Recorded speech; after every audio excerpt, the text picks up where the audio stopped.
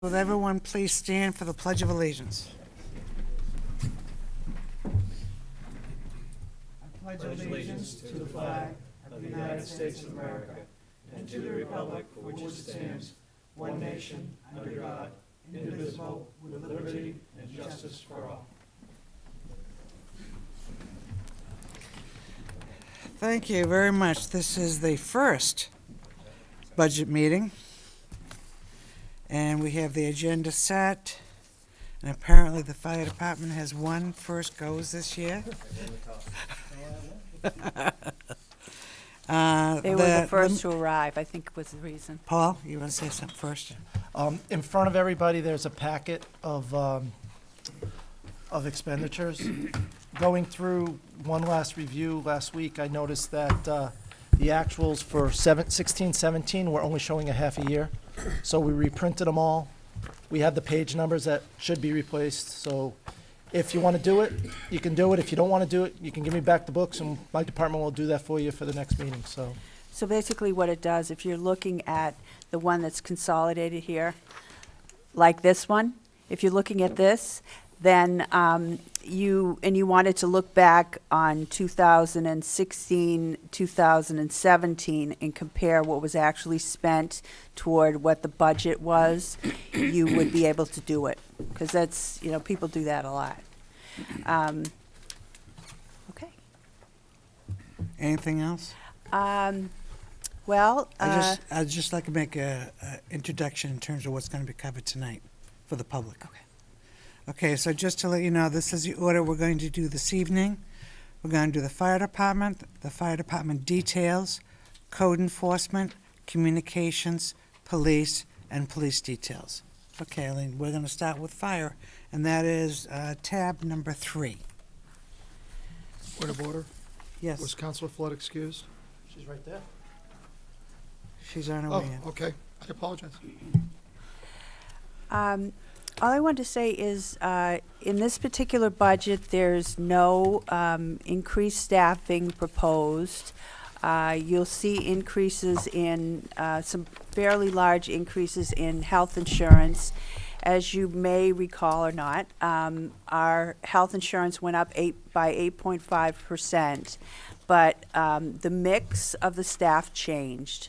So some of these guys, maybe that was the police. Is that the police? It's the fire, police and fire have gone up more than 8.5% because, as I said, the mix changed. People are getting married and having babies and costing us all kinds of money, right? So, anyway, you'll see that, and you'll see a couple of things in here. One would be I'd like to just draw your attention to. Where's the radios? 8910. 8910. Sorry. Okay. We have a large expense, but it's coming out of the capital reserve fund. We have, we've been talking about this in terms of capital reserve for many years now, having to do with the fire department's radios, and they all need to be replaced. And they can talk about it more, but it's generally the same case where the equipment that we have is no longer serviceable. So, because they don't make the particular brand anymore, or are you able to get the parts? And obviously, technology has changed, and they need to keep up with the latest. But I'll just let the chief and the assistant chiefs speak. Okay, see? Thank you. Go right ahead, Chief. Anyone, especially for the new members, if you have any question, feel free to ask when the subject is brought up. Otherwise, we'll wait to the end, and there might be some global questions, but if it's pertinent on what they're dealing with, feel free to interrupt. Okay? Go right ahead, Chief. Okay, good evening, Madam Chairman, members of the council, town manager, Assistant Town Manager Paul. This evening, I'm coming to you to present the fire department budget, and what I've done first is to put a small presentation together that kind of highlights or explains some of the information that was covered last year on mutual aid and hiring of 4 people. So to give you an update on where that is and how that progress is moving along, and maybe that'll answer some of the questions you may have, and we can head on from there. Outline what we're going to talk about is the new staffing, the people that we put on last year, the 4 new, plus the replacements from retirees and people that have moved to other departments. Talk a little bit about the workman's compensation costs that we had in the last few years and how they've changed this year. Mutual aid activities, a little bit of new staffing to deal with some of the other effects of the staffing that we just put on. Going to review a little bit of the emergency medical, ALS, advanced life support, and basic life support data that we presented last year and where that is this year. Also, the same data with emergency incident response compared to fire and EMS calls last year to this year. We'd like to review a little bit on the paramedic program that we started last year and discuss with the council and approve that process so you'd understand where that is and where that's going and how it's benefiting the community. So adding the 4 new employees, what that did for us. Basically, it changed. There's a big change in workers' compensation, and I have a slide to discuss that, and I'll discuss that a little bit more later on. It reduced the mandatory overtime. We were having a point where we were so low in staffing is that when we were trying to maintain minimum staffing of 8 within the department because we had, again, such low staffing, many members were mandatory to work 48, 2 24 hours back to back. The hiring of these individuals has reduced that, has eliminated that at this point in time since we put them on. Mutual aid activities, I thought there would be some changes in that, but we'll discuss that. I have a slide that presents that as I did last year. Putting on the 4 people gave us a better service, okay? We're able to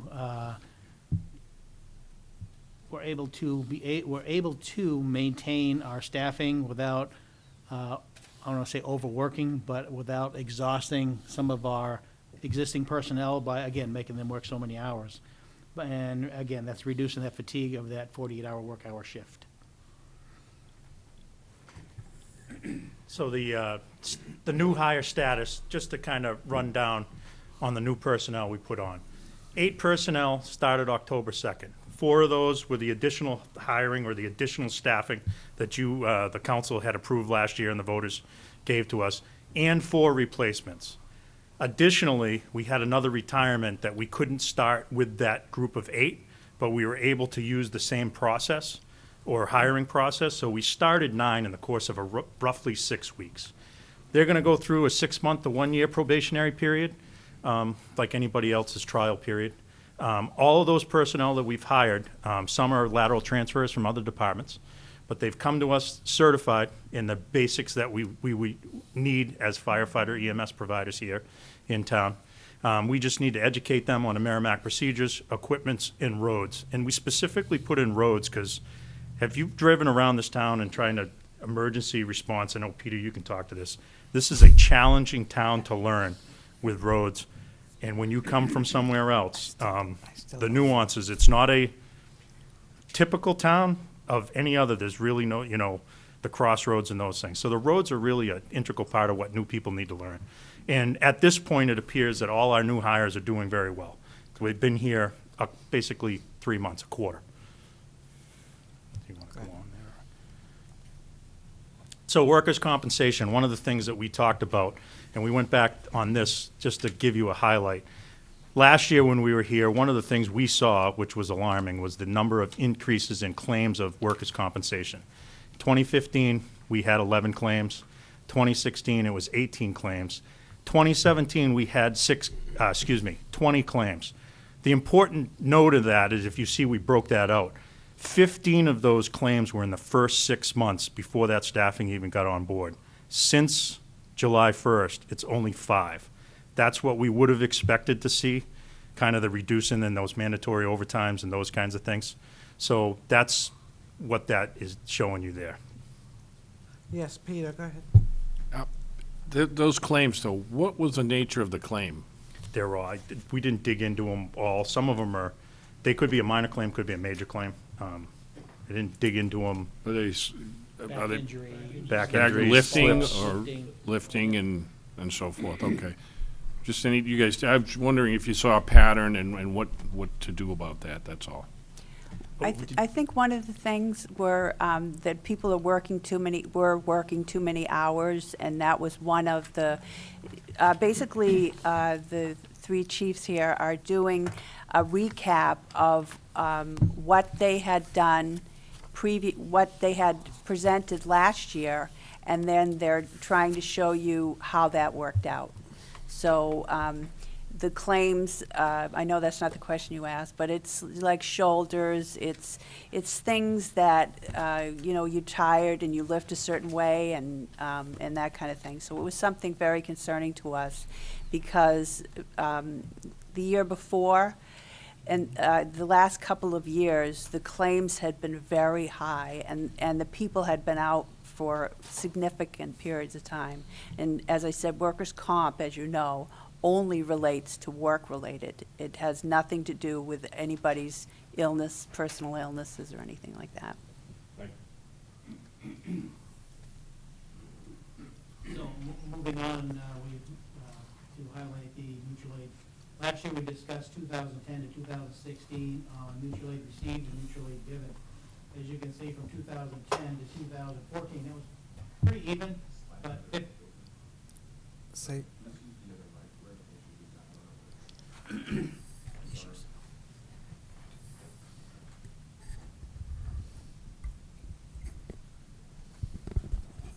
testing 1, 2, 3 now. as So- you lower your voice. Testing 1, 2, 3. Talk deep voice. So they were very consistent up to 2014, 2015, and 16. We had a huge increase, as we indicated last year. And looking at this year, 2017, we received 75 mutual aid assists, and we've given out 27. So still a big variance in that. And that is something that's very hard to control because that is mostly attributed to back-to-back calls or multiple calls in the same hour where the staffing just can't handle that. Those calls come in and a lot of them are medical, where we need an ambulance coming from out of town. Good. Yes, Ally? Another one of the reasons are because I believe this is calendar year 2017. Is that correct? Correct. So it would have been December of 2017, and we only started the people in October. So October, November, and December would have been, so it's starting to come down, but we'll probably see more of that. We expect to see more of that next year when you have a full year of a full complement of staff. I'm also wondering, of course, you can always dive into this a little deeper to Yeah. find out a lot of different things. But are there, in fact, more double calls, more double, triple calls, which may or may not reflect a change in the status of the people within the town? I mean, people are getting older. Are there more calls being, where'd that come, calls? I'm not from New York. Are there more calls coming in statistically than there used to be? Therefore, raising the need for mutual aid regardless of the number of people you have. I wonder. We have all that information, and he can show you the number of calls, ALS versus BLS, and that I mean, it kind might of be thing. worth looking in the future. I have it right here. He actually has it. Because it really would reflect in the future. If in fact there's a trend of increasing, then that has an impact on how you can function. And that increase is based on, single calls in an hour, calls back-to-back, so back-to-back, an hour back-to-back, or a call within an hour, then a double call or a triple call in that same hour. Exactly. It taxes your resources. Right. So we're looking at that information. Those are the big charts that we showed you last year. Right. I have those again this year. I would have loved to have brought them, but January, we just ended and then didn't have enough time to put those in but I can bring them at a later date if you're interested. Yeah, I mean, in it's those. just sort of interesting to look at, because you're looking at trends and patterns. Yep. And that might have an effect. I mean, what's happening in our town? There might be an interaction with what the police department's doing. That kind of interaction between the two. Correct. In the future, it might be worth looking at, not now, I Well, agree. we do keep track of that, and we keep track of those trends, so, and some of those we'll bring up tonight. Right. Thank you. So looking at our EMS calls, there's two type of calls we go on, which is an advanced life support and basic life support. A basic life support call is usually just an ambulance and 2 personnel. Most of the time, not always, they can handle those calls. Why I'm saying that is because there's a lot of times where the size of our patients is increasing, so we need to have more personnel to move them, even if it's a basic life support, from the house to the stretcher to the ambulance and get them to definitive care. On a, Sorry. Oh, I'm okay. probably interrupting. I'm going to stop in just a That's minute. Just for our new council members, an advanced life support call requires 5 firefighters / ambulance EMS guys, and BLS requires 2. So as you can see, as those numbers flip from BLS to ALS, it's now requiring more staff to handle them. And different kind of staff. and different kind of Different staff. kind As I'm saying, like a BLS requires 2 unless we have an obese type of a situation or a patient, and then it will require 5 minimum. And when you get to advanced life support, that requires 5 to start with. And the reason for that is those are your cardiac, your high trauma, where you need a driver for an ambulance, and you may need 2 or 3 attendants in the back of the ambulance just to get that patient the care he or she needs to get to a hospital. Okay, so that's where that advanced life support and that basic life support differ. And why we say 5 is 3 come on an engine and 2 come on ambulance. That gives you 5. You may take 4 on the ambulance, and one person usually drives the engine back to hopefully we have callback or people coming back to help out in these situations. And there's been on occasions where they've taken all, and we've had to send somebody to go get the engines because it's sitting on the side of the road. Okay, so it depends on again, the type of care, the advanced or basic life support. So looking at this from 2010 to 2017, our basic life support is basically 49%, 45%, 42%. It's averaging very close. Our advanced life support is increasing. We've gone from 746 calls in 2010, 1,038 2016, and in 2017, 1,240. So we've gone from about 51 to 58% of the calls being advanced life support. And the pie charts show that. It shows that increasing. Again, 2015 is very close to 50%. 16 and 17 are increasing on the Peter, advanced. do you have a question? Chief, the numbers for the advanced and basic life support, who comes up with those numbers? Who determines that it should be 5 and 2? That is done by 911 on the onset. So what happens when we get a Alpha Bravo call that comes in from dispatch, those are usually basic life support calls. A Charlie Delta Echo call that comes in from dispatch based on the information provided to 911 is we dispatch an ALS advanced life support call. But I guess, I mean, the standards for an advanced life support call, is this a Merrimack Fire Department number you've chosen, or is this a national? It's a national number that comes from Okay. E911. They have criteria that establishes an Alpha Bravo call, which is it could be non-left life-threatening to a minor life-threatening. And then they have criteria when they're on the phone and they're asking that patient questions, heart attack, you have chest pains, you know what I mean, heavy bleeding, what the problem is. And they have criteria they have to meet when they're asking those questions. And as they go through their checklist, it comes up with that call coding. And if it's a Charlie Delta Echo coding, then that's advanced life support, and that comes from E911. So this is a regulation necessarily, not something, not a number picked out of somewhere. This is a regulation set. That's best practice, okay. EMS comes out of the EMS Bureau, the New Hampshire Fire Academy, and E911 Okay. from national Yeah. documentation. It's not something that we pick up that we're gonna say is a life. You know, Yeah. I think that one's life support and that one's not. It comes to us on the dispatch of the criteria, and then I can tell you right now, we've been dispatched to BLS calls with 2 guys that they had to call for the engine because it was really ALS when they got there. Okay, and I think And then there's a vice lot of versa. folks that, even for as long as I've known you guys and worked with you, I don't know who sets the standards for the fire Yeah. departments. And that's a standard through the new EMS Bureau from the New Hampshire Thank you. EMS at the Fire Academy. Eileen? I think the question wasn't so much who determines what is an advanced life support and what is a basic life support. He's wondering, how do we determine what the number of personnel that go on each kind of call?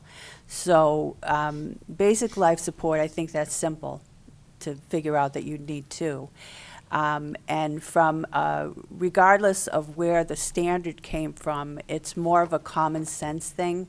Because I always try and look at it from a common sense, because things are different here than they are in Los Angeles, California, or New York City, or something like that. So we look, I doubt that they're National Fire Academy type of numbers, but if the chief could just explain what those 5 people are doing, I think that might answer the question better. Yes? Okay, on a basic life support, what you have is you have 2 people on the ambulance, and when they respond to a call, the determination is, can those 2 people handle the patient in the condition he's in? And using Alpha Bravo call on the norm allows that to happen. So one person will always drive, and then you have to have one attendant in the back. That attendant could start an IV, monitor vitals, assist with breathing if they have to for asthma or something in that line. If it's more advanced life support, Charlie Delta Echo call, as I identified, then you need more people, because what happens there is you need somebody to drive always, okay? And then you have the paramedic in the back of the ambulance. But sometimes what happens is that paramedic will need somebody to do either CPR, somebody to do monitoring, or they may believe that somewhere en route between here to the hospital, that patient should code, that patient could stop breathing, and they can't handle it by themselves. So they'll say, I'm taking another person with me because of the potential based on the criteria that they've evaluated that patient at. If you get into a trauma situation where you may have somebody that's multiple fractures or broken legs, punctured lung from a motor vehicle accident, people are doing a lot of different things in the back of that patient between the time they get in the back till the time they get to the hospital. So you just need that assistance. We've had times where we've gone to an ALS call also, where the paramedic has determined that when the engine arrives and helps, set up the IV bag, set up everything in the ambulance, the patient's pretty stable at this time. They'll get in the back, they'll evaluate and say, I'm good by myself, and they will take the ALS with 2. And then those 3 go back in service. So that is based on the experience of the paramedic making those decisions, or that advanced EMT. It's the number of interventions. Those first 2 people, if you think of that's the ambulance assignment, when it's an ALS call, they are totally focused on the patient.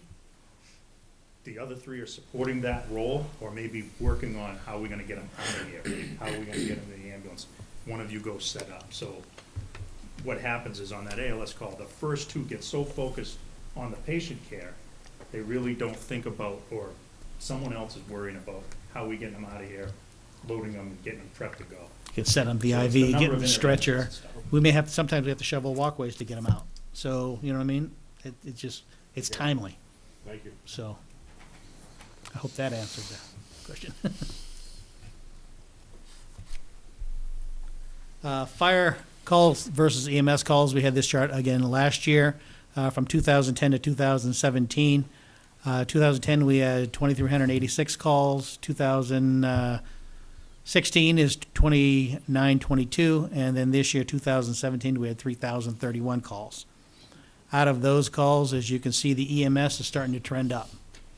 Okay, so out of the 255 EMS, out of the 3,031 calls, 2,155 were EMS, which is about 71%, and 876 were fire, which is about 29%, and that's trending about the same. If you go back 37, 34, 29, those are trending very close to the same amount of fire calls.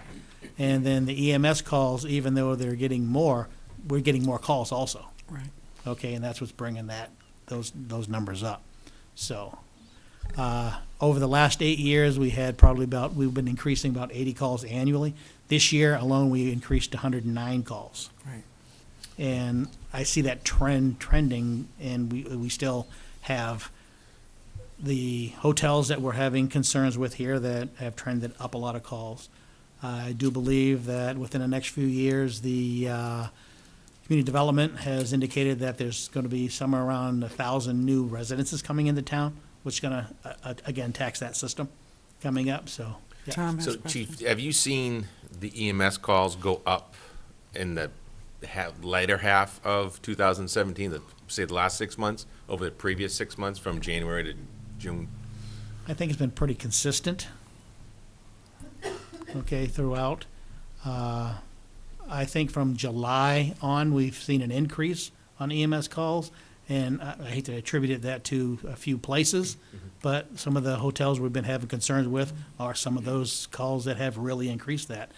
I can tell you right now, if we take Wood Springs out of the mix, would probably be about 80, 85 calls. You put Wood Springs in the mix, we come up to 109. I think there was 29 calls there alone, just in July when they opened. That's 5% increase, right there. That's Thank a you. lot. So, Very good, thank you you. know, so it's type of the structures also. Next. Oh, here we go. We chose these because, just as a criteria, because there's still a lot of other calls out there. And again, it's the multiple calls in the same hour, back-to-back calls that tax our system. Okay, we have good people, but you only have so many people to send to calls. If you have 2 ALS calls at one time, that's 10 people, I have 9 on shift. Okay, so we try to make that work out, Are they so. predominantly ALS or BLS in this list. in this list? This is all calls. This is This wasn't this- just EMS. EMS and fire. It's Oh, about gotcha, 50/50 right gotcha. at this point in Okay. time. I would, later on, like to see what they are. We can pull those together, but a lot of these calls, some of them were, especially at Wood Springs, I would say about 50 EMS and 50%, 49 fire and about 50% EMS, is because they have kitchens in them and they have stove fires. Somebody will put something on the stove, it'll start smoking, set the smoke detector off.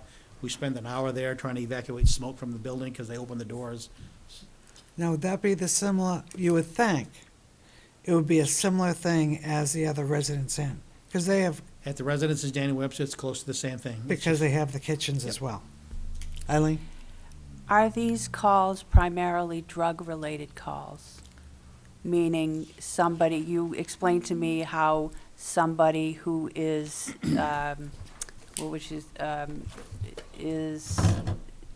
on some kind of substance could just light up, like, what did you tell me? Somebody lit up a mattress in one of them?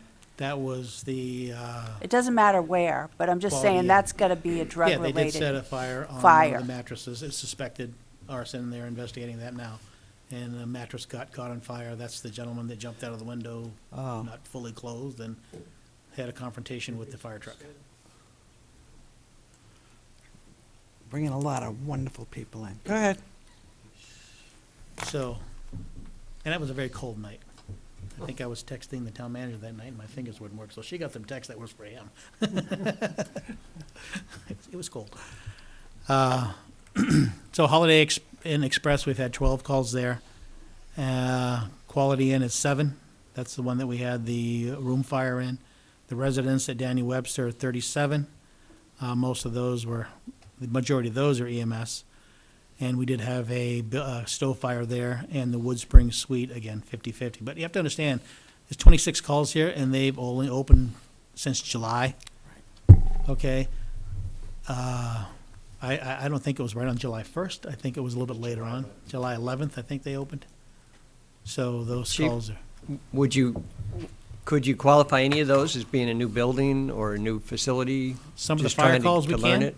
Yeah. But with the new fire alarm systems that we have now, they're all addressable, and we're able to eliminated a lot of the false alarms on the onset of most of these systems compared to years ago tremendously.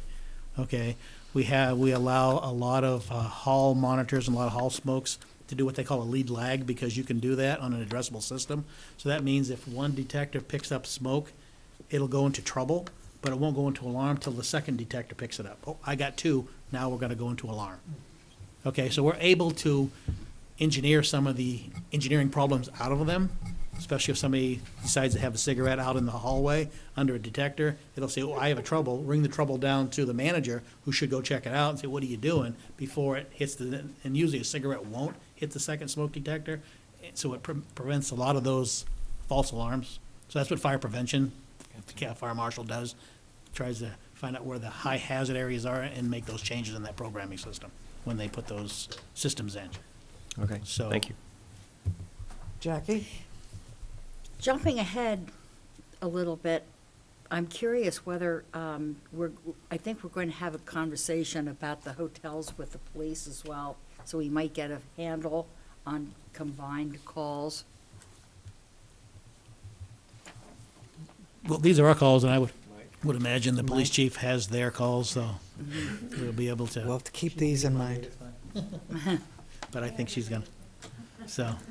Bill? Thank you, Madam Chair. Chief, has there been any situation that the fire department has had to intercede? I hate to use the term, but I know we don't have a safe station here in Merrimack, unlike they do up in Manchester and down in Nashua, but have there been any situations where the fire department has happened to intercede from a safe station perspective?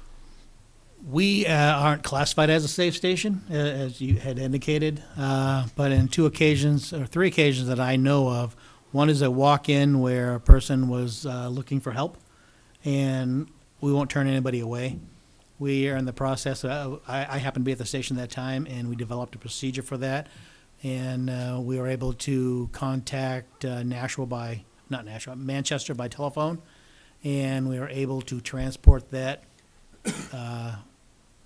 patient to the Manchester Fire Department, where they put them through their process and was able to put them into an assistance program within an hour and a half. Nice. So it is not really a safe station because I don't have the personnel to do what is required, but we were able to move that, and we're working with those National Manchester to enhance that with some procedures. You have a process. We have a process. That's what we care about. Yeah. And then the other two came in, they were ODing at the time, and we did transport them to the hospital. Okay, They were beyond that, I'm looking for help. gotcha. Okay. Jackie? Can you tell us what a safe station is? Safe station is a place where somebody who is an addict wants to, and is convinced that they want to try to break that habit and get help. And you can go into a safe station and ask for help. And instead of going to a hospital where they will run you through a system of tests, and if you're not injured, kind of push you back out on the street, they get you into a rehab center. They have everything's all set up, and they get you directly into a rehab center so you can get the help that you're trying to ask for. But you have to say, I want help. It's not that I'm over OD and give me, Narcan. The safe station pretense is the person has to come in and say, I want help, and I want to get better. And then we can move that process through to help that patient or that person get that help they need. Okay. I'll start. Go ahead. Paramedic program. This was, again, a program that was designed, put together, thought process by Assistant Chief Borneman. And I can tell you that if we didn't put this program together, we would probably be in a lot of, in a tough spot right now. In 2016, we had 7 paramedics on staff. 2017, we hired 1 and put 8 on staff. In 2017, when we started the program, it's a 2-year program that the town invests into our employees. And as I said last year, one of the most important things we can do is we can find paramedics, but it doesn't mean they're good employees. We have good employees that want to be paramedics, and we want to keep them for a long time. And to me, that's a win-win. We have a good employee, we're investing the money in, they want to be here for a long time, and we invest into that program. So we have one right now that has completed the 2-year process. They're just waiting for their final certifications. It's a 2-year process. It's a very, very demanding program. It's a very difficult program to get through. Very difficult program to get through. And the testing process is rather, let me just say it's challenging. I wouldn't want to have to do the extensive program. Chief, Yeah. just to jump on that a minute, have any of the EMTs gone through the tactical EMT program? All of our staffing has gone through the TCCC except for the new hires that we have. Thank you. So we are all certified. What is that? That's the, what they call, It's tactical Tec- emergency care. it's for EMS, what they call EMS in a warm zone. That's what I got a brain. You know, if there's an active shooter incident or something like that, it's a trick class they go through for EMS in a warm zone. So like a what medic. happens is that we have, a lot of the classes were held at Station 1, and police from Merrimack, police from other communities, state police, and our responders and responders from other communities come in, and they put them on teams. So you'll have a team of 2 police officers and a team of 2 EMS providers. So the object is to go in a warm zone, which has been kind of cleared from a shooter. So you think the shooter has moved on, but there's victims in that area. And you bring these EMS, EMT paramedics in so they can start a definitive care then, rather than waiting to say, hey, we caught the guy and it's been 20 minutes and the people bleed out because, you know, they've been injured and we have to start care right away. So they wear the same tactical uniform, same gear, bulletproof vest, and they go and do tournaments, and they have tourniquets, blood clots, and they assess those patients from priority 1 to, you know, whatever they need to be. And then they start moving them out. They treat, move on, people come in and start evacuating those patients. We get them into ambulances, get them to definitive care, or get them into helicopters to get them to definitive care. So that timeline, you call that golden hour that we have to work within that golden hour to save those lives. So the medics put themselves at the same risk or close to the risk that the police do. Oh, Eileen? Just again, for the new counselors, I just wanted to, the reason why this is here is because 2 years ago, I believe it was the brainchild of Assistant Chief Borneman, that we would help to grow our own paramedics, because it was so difficult to get them, and the training was so expensive. So the council agreed to fund those courses for the people that wanted to. So what they're saying here is that one person, as a result of this program that the council endorsed, has completed the paramedic course, and 2 are signed up for next year. They're actually currently enrolled in the program. Right now, we expect they would be graduating around this time next year. And I think that you guys should be commended for that. That's a great way to cultivate your own and keep your people. And just historically speaking, I'm glad to see all the tactical trainings come in now. As we were in the drill a couple of years ago, you know, there was that issue of warm zone, cold zone, and, you know, they've kind of jumped that hurdle now. Yep. So, great, thank you. So after the 2 in 2019, the budget we have is designed to enroll 1 paramedic per year. This year, we had 2 enrolled because we had a member of the department who's National Guard, and his GI Bill, he approached them, and they paid for the program. I like that. Awesome. Okay? But it's still a significant commitment of his time. Sure. Even though that they Yeah. funded his So, and tuition, you're talking hundreds of hours of a commitment. and a commitment to the town, because for him to give that up and then go forth with that process and do that, and then the town's gonna benefit from that program. Another important thing to say about that is that when a person signs up for this kind of thing, we're not just paying for it and they're going to work for someone else. They have to sign an agreement that if they leave it within a certain period of time, they have to pay a percentage back to the town. Well, it shows on your chart up here that I can barely read back there, and it hurts my neck over here, so I would, for the future, if we can get copies of this, I can put it right here if I get it on a thumb drive or what have you, but two folks left, it appears, went to other departments. Those were kind of, and I think the chief alluded to it, we put it at the bottom there, when his first statement was, if we hadn't started this, we would be in worse shape for So did we- paramedics. Those three, one of them went to Concord as EMS training officer, took a promotion, and then Yep, yep. two moved to other departments. But we didn't train those, they just happened to. That's Right, correct. those were, Those Okay. are trained. Yep. Great. right, and that's just kind of to show you the challenges Uh, and why we No, went absolutely. on the Keeping paramedic the program, paramedics. put the contract in place to get a little, we'll help you, you help us, and Yeah. make a No, commitment to the perfect. town. I like the idea. I think it was, the pain was too much. I couldn't, I kind of lost focus. Thank you. Sorry. That's why you're the chair. Questions on anything on the presentation? Again, I just wanted to bring up some of the stuff that we talked about last year and give you some closure and let you know where that has gone. Tom? One more question on the EMS program. You said it takes hundreds of hours, and even though their tuition is paid for that one individual through the GI Bill or something, is that hours that they're on the clock in Merrimack, or is that hours of their own time? What Sorry, the way the program was, tuition's paid for. The days, it's a 16-month program total, but when they're scheduled to be, then this group On this duty. year is Thursdays. When they're scheduled to be in Manchester, it meets every Thursday for 16 months. Plus clinicals are on their own time. When they're there and they're scheduled to work here, they go there at no cost to them. That part. Their clinicals, their ride-along time with other departments, and that stuff is on their own.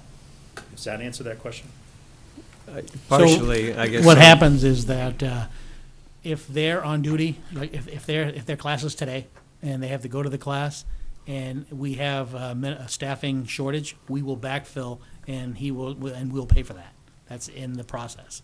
If it's not on his normal day of Thursday, he's not working Thursday, that's on their time. Okay, so there's not a defined payment for that, but if it happens to fall into that On schedule, their shift where they're then- supposed to work and. then we backfill and cover And we for back, them, if we have to. and We they're paid. usually have 9 on a shift, we drop 1. If we drop 1, then there's no backfill. If there's a drop because somebody's on vacation, then there's a backfill. But that's an 8-hour class or something like that, and they're on a 24-hour shift, so they Yep, would and come back to work? Yep, and they come back. Yes. Yep. Okay, so you just fill in that Also, time when if they're They gone? get out of class early for weather or whatever, they have to be back here in a reasonable amount of time. Okay, Travel Yep. time from Manchester. Peter? I know that, thank you. Chief, and I noticed in your budget submitted that there was, and it looked like it hadn't been filled yet, the new administrative officer for EMS and training. And so I guess I have one, I'm looking for, and I sort of saw an explanation of what this individual's gonna do, and I'm curious of what their hours of work would be. The EMS officer we proposed was taken out of the budget, and, Yeah, it's not in there. pardon? Go right ahead, no. I just want to say, he proposed it, but I took it out. So it's Okay, not 'cause- currently in the budget, but is what he asked for, and you're certainly welcome to ask him any No, questions that you want. Okay, when I looked on the thumb drive I was given, and, it was highlighted, and it came on there, it looked like it was still in the budget, so. Yeah, no. If you compare the department budget number to the town manager budget number, you'll see a difference. Gotcha. In Thank you. fairness to Counselor Arable, it's still listed as a line item, just no hours attached to it, so. Right. That is because the chief funds. requested it. The town Correct. manager took it out. I wanted the council to see why the chief requested it. Yep. So we left all Which the is good, comments in. because we want to be able to see the What his difference rationale between is. the request versus what's been approved by the town manager. Okay. Yeah. All right, thank you. And you're going to see that in the future, Peter, too, Okay. because you'll see it listed. A lot of times when I'm looking through, I'll look at the department requests and then the town manager, and I'll say, why is the difference? And I'll start looking through the listing, and a lot of times it's they've requested a position or equipment, and she's deleted it. Thank you. Look at it in this one, you'll have this one as well. Okay. You can't have mine. Okay. All set? Yep, thank you. Anything else, Chief? You're all done with your presentation? Okay. Okay, any other questions by the council? Bill? Thank you, Madam Chair. Chief, looking at the overtime budget for both supervisory and for, see it under other, I have to presume that's, Could I request one thing? I'm sorry, Bill, for interrupting, but especially for the new people. When you're talking about an item, please tell us what page it's on and what the item number is, so that all of us will know where to find it. And Finley, I was just gonna is it say, if I could different? have the, no, we don't have page numbers necessarily, but if we could have the nomenclature, whatever you would call it. Yeah, I 01. don't need all the So- numbers, but 8105.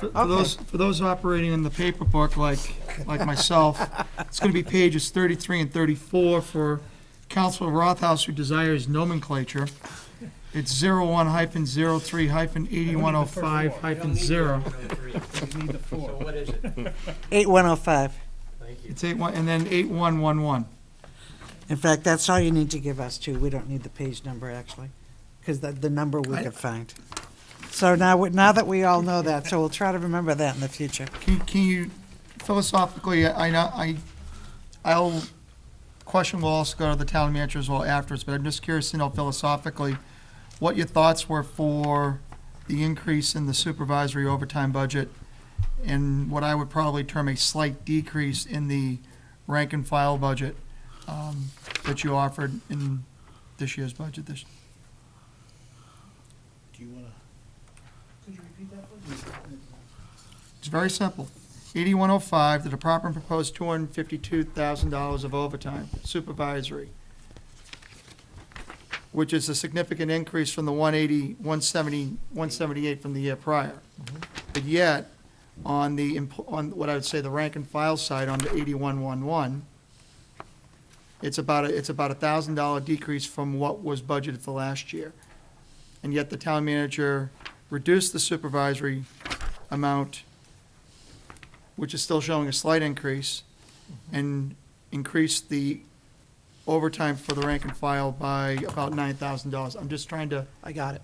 understand philosophically what was the conversation and how you arrived at those particular numbers. The fire chief requested overtime for special projects with the officers, 600 hours. 600 hours. We felt that with the total number of hours in the budget, he should be able to cover with the dollar amount and the total number of hours that were allocated for supervisory, he should be able to cover those special projects within that budget amount of $197,000. The reason for the increase is basically because there was an adjustment to the rate. As you know, there's a 3%. What rate? What rate? I'm getting to that. There was a 3% raise. So the overtime rate from last year to this year increased 3%. So as part of that 3% raise, there was also a correction to the total dollar amount of $49.83. In years past, there used to be a special line item in the overtime budget for Fair Labor Standards Act, FLSA. Now that is included in the total rate because we have, through union contracts, have included that in their hourly rate, so there's no longer a one-time payment at the end of the year or a one-time. Ellie? So there was a mistake in the rate, is one of the reasons. One of the reasons is when we were originally, the chief went to Paul, as we do with all, any kind of things for calculating anything to do with wages or benefits. And he said to him, I want these many hours. And Paul gave him a dollar amount that it would, average overtime would cost. But he had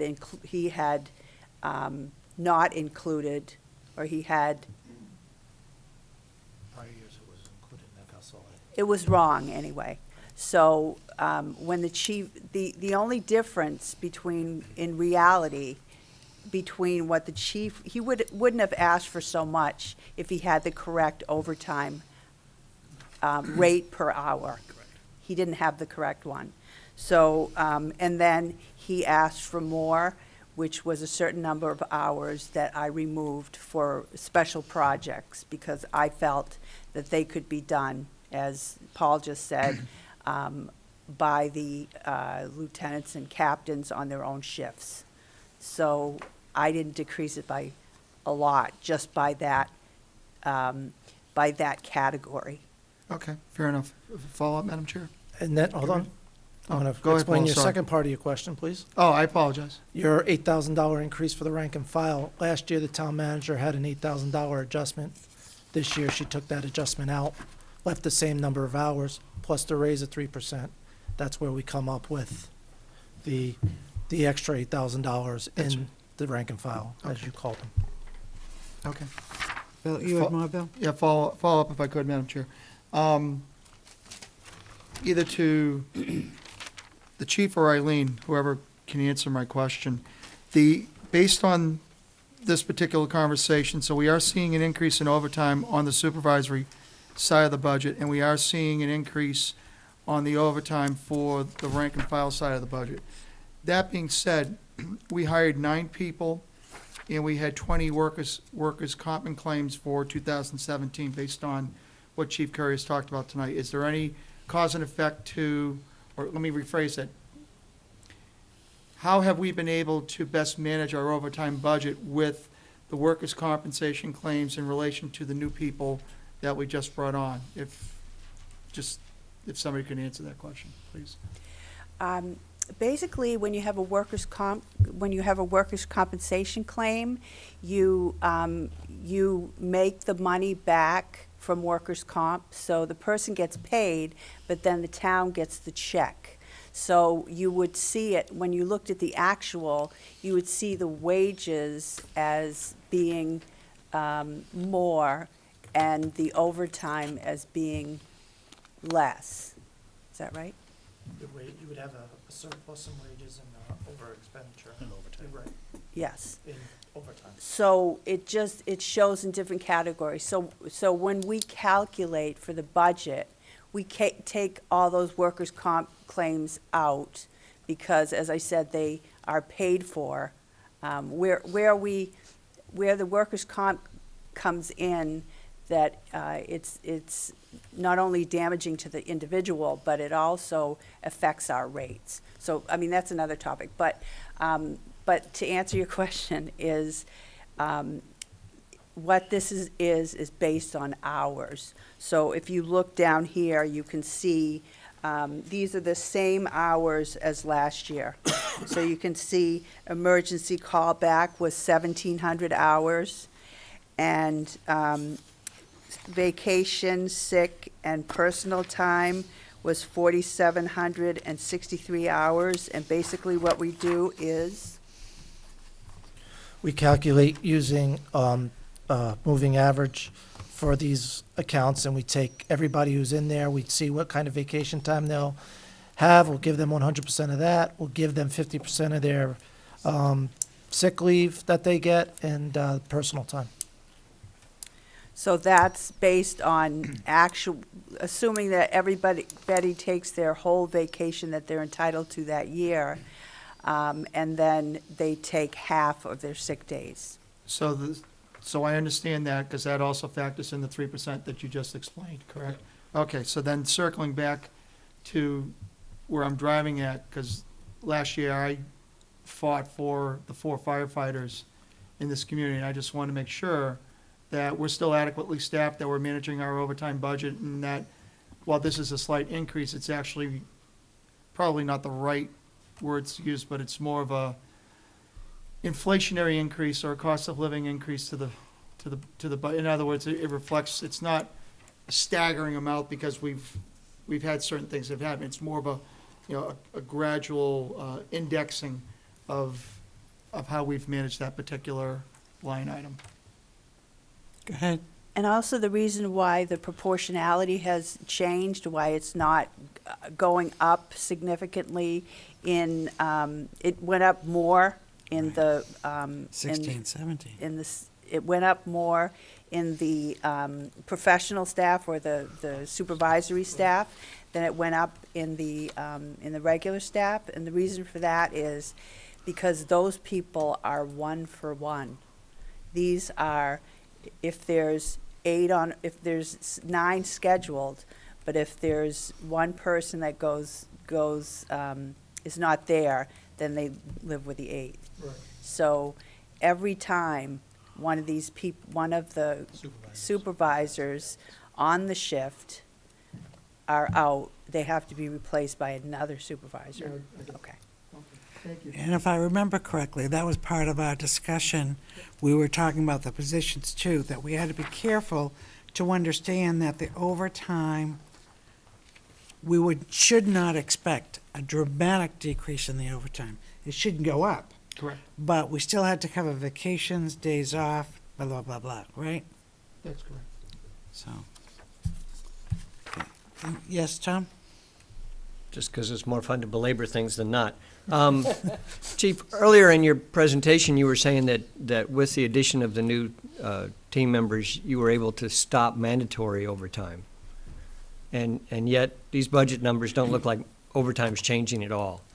So, Has nothing to do with stopping the amount of overtime. It's the mandatory overtime. And mandatory overtime happens when you don't have enough people to fill the slot. So you have, let's say, 20 guys in the department, and number 1 is up for overtime, and he really doesn't want it. It'll go through all 20 people, and if they all deny the overtime, number 1's mandatory. He has to stay.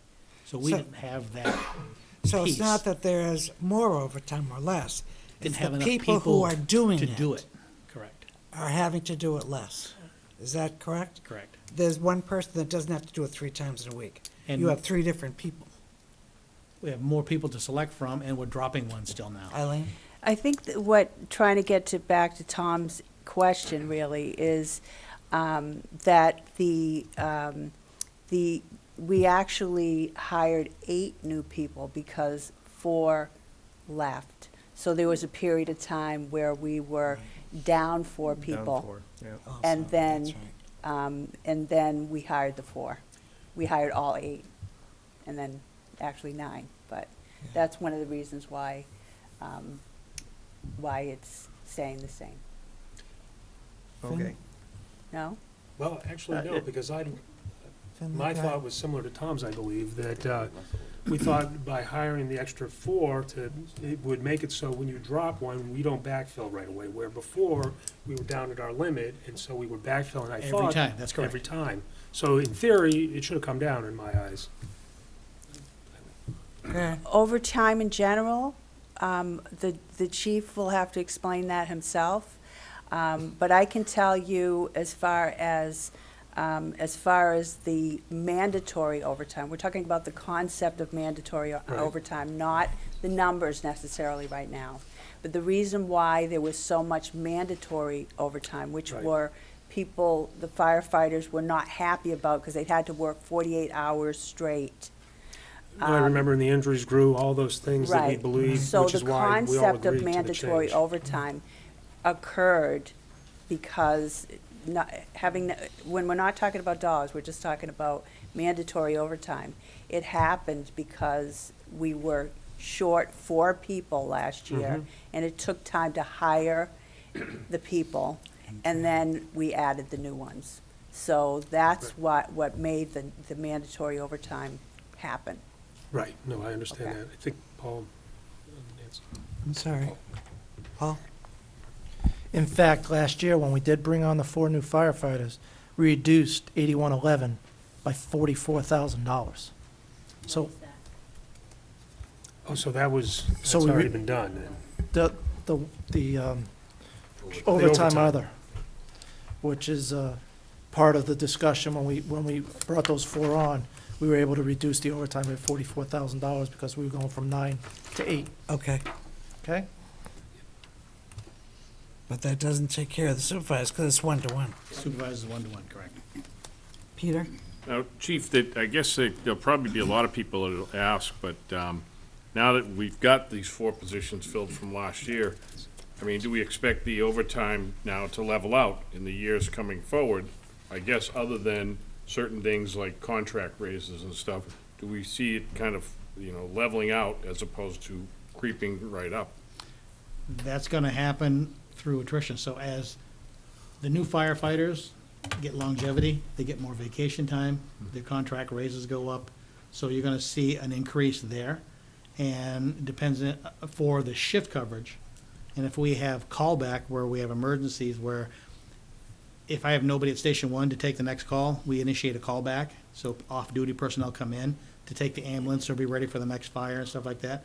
That may be changed a little bit, but we won't know until we get more data on that. And I don't see it increasing huge amounts. I think this is gonna, unless we decide next year that with the 1,000 homes and the increase in ALS calls, that we decide as a council, or if I recommend to the town manager, and we do minimum staffing of 9. Then that's So gonna go that's, up again but that's because the we're data trying. I was talking about That's earlier. correct. But I would argue that's where we're headed in the next couple of years. So I'm not surprised either. Yep. And that's why you not only, So that overtime's gonna change not only based the on that. numbers, which clearly are going up, Yeah. but the type of calls changing, which would require a different number and configuration. I forget what Chief Courier said about fires, but fires is, that the role of the fire department has changed to more first response for the medical events, and that if there's a fire, it's more about property protection, suppression, making sure it doesn't spread as opposed to, if I'm speaking out of turn, I apologize, as opposed to trying to put out the fire and save what you can. It's more about suppressing the fire and keep it contained to where it needs to be contained. I'm waiting for the lightning bolt to come from Which you. is what fire departments do. Which is Yeah, correct, or, exactly. you know, How is fire protection Yeah. how has fire protection changed? Well, we have a very proactive fire prevention group. Okay, so we're educating kids in schools, we're educating the public. We are using code enforcement to ensure that the codes are adhered to, so the fire standards are adhered to. I talked a little bit about the fire alarm systems, so they're able to detect smoke earlier. We have a sprinkler requirement for all commercial buildings in town, which will eliminate or reduce that fire potential. And, but on the other hand, what's gonna increase the fire potential is that if we don't have these in place, they're the type of combustibles that we have, the plastics, the rayons, the nylons, they burn hotter and faster. Okay, so that time that you have to go from point A, the fire station, to point B, the fire, gets less and less. And Because God you only need knows what the byproduct is when you burn rayon, you burn plastic, because cyanide, arsenic. Fumes. it's not good. It's, You're wearing your oxygen gear. Eileen? Just an interesting thing, there's certain colors of smoke, right? Yes, correct. That you can tell what's burning, and almost every product in the home is a petroleum product, from carpets to drapes to, so just, what are the colors? well, there's a lot of colors. You can have light gray to dark gray to brown. You can have green, you can have black. Yellow is a sulfur-based material. Greens are a lot of your plastics. I think what you were asking about, petroleum-based products are black. They're black, When we see black smoke rolling out of a building, yeah, You know that's, it's gonna get real. yeah, okay, all right. because it's But a fuel. Just the And there's- caveat, I think, what you were alluding to, fires are hotter now than they were 30 years ago because of all of this material. It's The all fuel. petroleum. And when it burns, it's fire protection materials on it, so it's harder to get going. But once it goes, It's harder to put out. fires are doing things that we never really understood until recently. UL's doing some, Well, there's the whole class on the art of reading smoke, and a lot of firefighters take those classes now. And, that's, again, back to the supervisor thing. That's why it's so important for us to have a supervisor on shift all the time now, on both engines, because of the type of calls that we have, the severity of the calls, and how rapidly they can go bad and get worse. You know what I mean? You can go from a black smoke to a charcoal-colored smoke to a deep chocolate-colored smoke, and it's going to tell you different things from if it's burning rapidly or it's starting to, fire's gonna starting to die down because it's using up the oxygen, but as soon as you open a door or window or whatever, if you don't open it in the right procedure or in the right place, you get an explosion, backdraft explosion. You get a flashover. You get a lot of things happening that are different in the fires today that you didn't have time, that you had time for before that you don't have time for now. Would it be fair to say the frequency of fires are decreased, but the severity or the complexity of them are increased? That's correct. And that's with technology. Especially when you get to Columbia Circle where they have, you have a cell tower that has hundreds of sulfuric acid batteries in it. That complexity of bingo. that fire is Yeah. huge. Okay, any other questions? Tom? Can you just touch on capital reserve purchases? I think Eileen indicated that the radios were being paid for out of the capital reserve funds. Are all of these things in the capital reserve, 8910, being covered by capital reserve funds, or are they just capital expenditures? No, anything at 8910 throughout any budget would come out of the capital reserve fund. So that these are from the savings accounts Is that that the we have established. $298,000? That's Two- the radios. that's the yeah, but radio. That whole line item of 434,000, you're saying is coming out of capital reserve Capital funds. reserve, one capital reserve or the other, yes. These But are all there's savings. 820,000 listed as capital outlays at the bottom, so that's including another couple of, That's including all your capital. Anything in the 8,000 series is considered a capital outlay. What number are we talking about? 8,000 series. 8,500. Okay, on down. 8,500, okay, thank you. 8500 The 8500 Thank you. series is all capital. So any, like 8502 is a building, 8504 is office equipment, 8503 is vehicles. Anything like you see with an 85 in front of it, that's considered a capital expenditure. Anything in the 8910 is Yeah. considered a capital expenditure out of the savings accounts. Right. Or the see, capital capital reserve reserve funds. funds. Right. Correct. That's what I was looking at. So how much is each radio? They average between $4,000 and $5,000 Per radio? per radio. What we're, sometimes more. What we're looking at right now is we have the possibility of the Fire Act grant has just come out, so we're gonna apply for a grant. Actually, we gotta have to come to the council to get permission to apply for the grant, unless you wanna give it to me now. Somebody knows the answer to the question of how many radios you're going to get and how much those each are gonna cost. So if you could just answer that question, please. Right. Do you know the? You said 4 to 5 each, but how many? It's not 4 to 5. You have to know Yeah. how What was- much, what did that, Yeah. you came up with that number, so you have to know how many radios they are and how many radios you're buying and how much each radio 42 or costs. 43, and they were 4,700 apiece, right?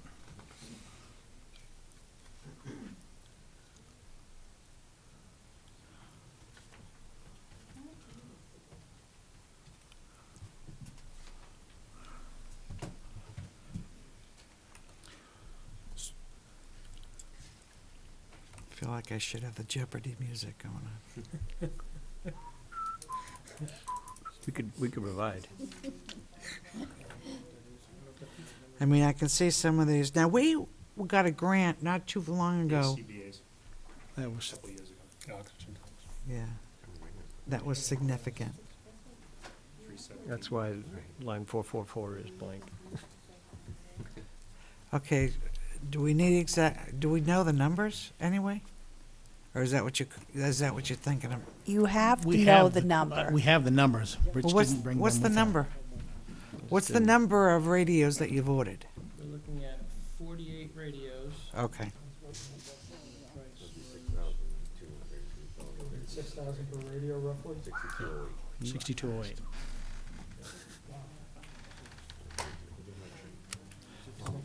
Yeah, So it's 6208. Wow. 280. yep. Now, is that obviously state of the art, so it's brand new? But how old are the radios that you had? I'm just sort of curious. What's the expected lifespan of these things? 8 to 14 years. 8 to 14 years. Right. At the end of the life cycle.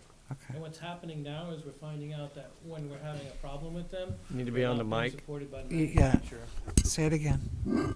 What we're finding now with the radios, when we're having a problem with them, we send them back to the manufacturer, the repairs aren't being supported anymore due to the age of the radio. Okay.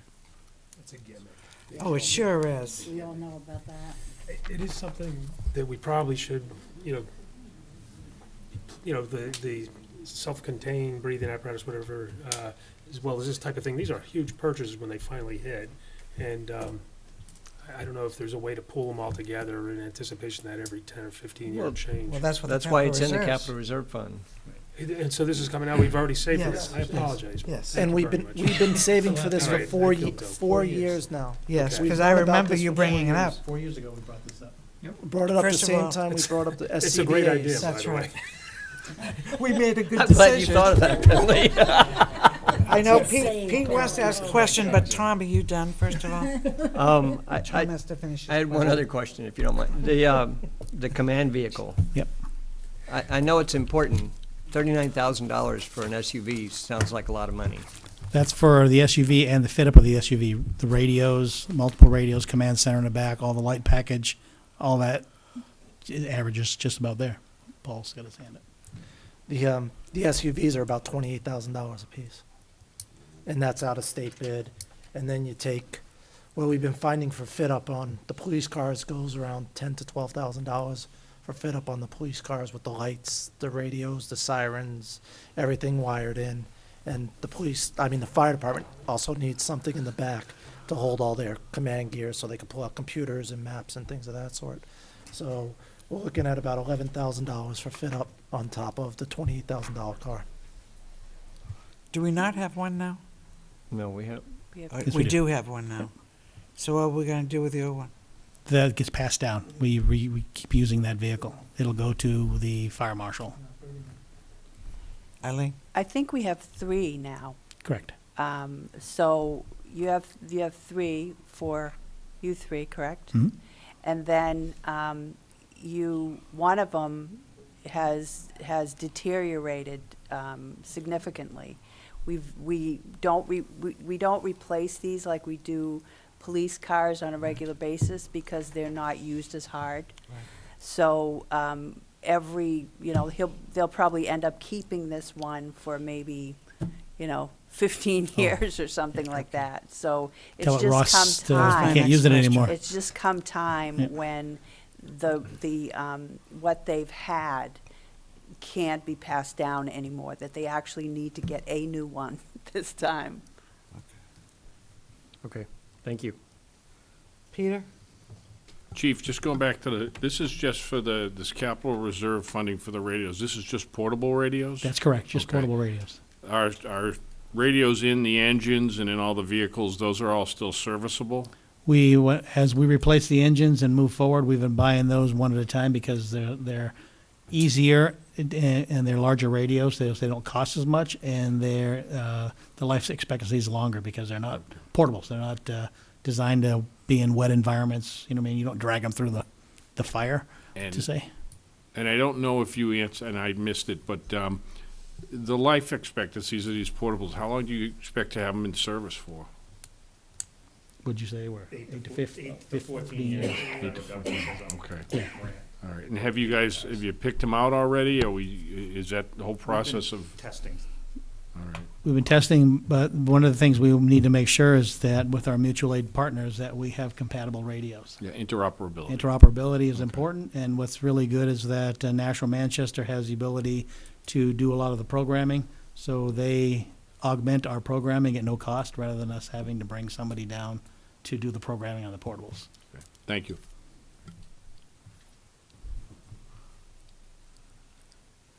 Any I other? got Tom? one question. Go right ahead. All right. So page 33, 8107. Wages, part-time. I don't know if it's Eileen or Chief, 8107, page 33. So I look at the actuals compared to what's budgeted, and your actuals for last year is 112,187. And you're asking for 154, 155, which is an increase of 41,968. The actual here. was from 16-17, right, Tom? Yes. And then last year it went up to 154. That was a budgeted, but it wasn't the actual. The actual year before. The actual is year before. That was 16, 17. So what you need to explain to them is what has been your history, what's going on with your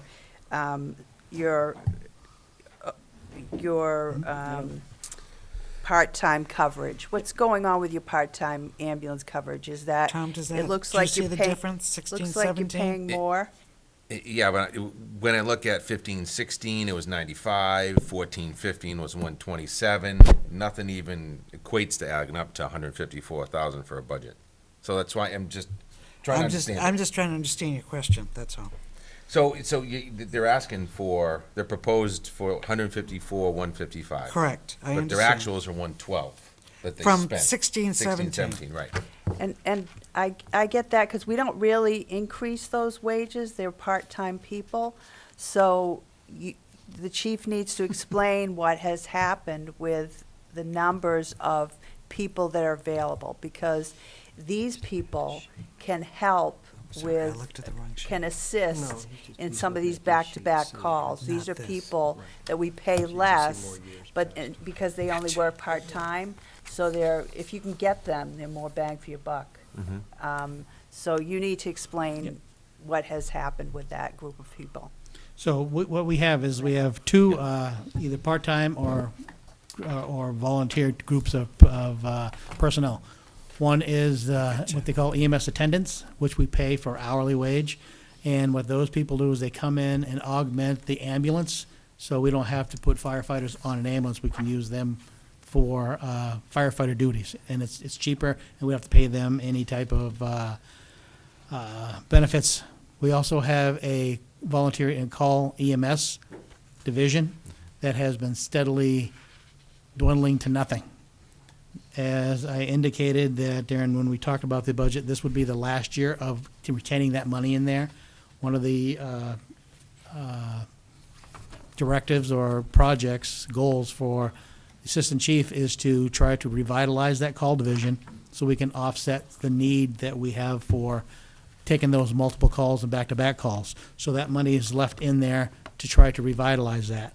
If that doesn't get revitalized this year, then I'm gonna make a recommendation to remove those divisions, because we don't use them. We just keep carrying money over and over, and we can't get enough people.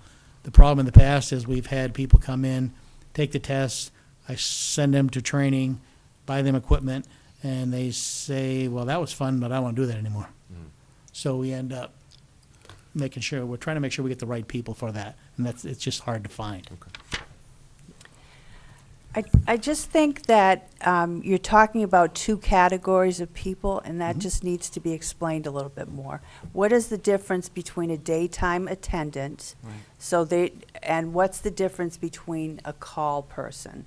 Okay, because what has happened, the call people are cheaper, or, I don't understand, they're all thrown in here. Correct. And if you're not using the money, then the council should cut that.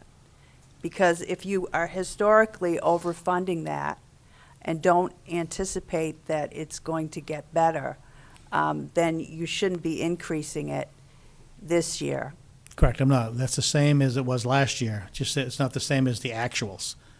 Do you see what I'm saying, Yeah, I see though? what you're saying. I think that's what Tom's trying to get Yeah. at, is that if you are, you can't keep the same number the same if the history shows that you're not getting the people.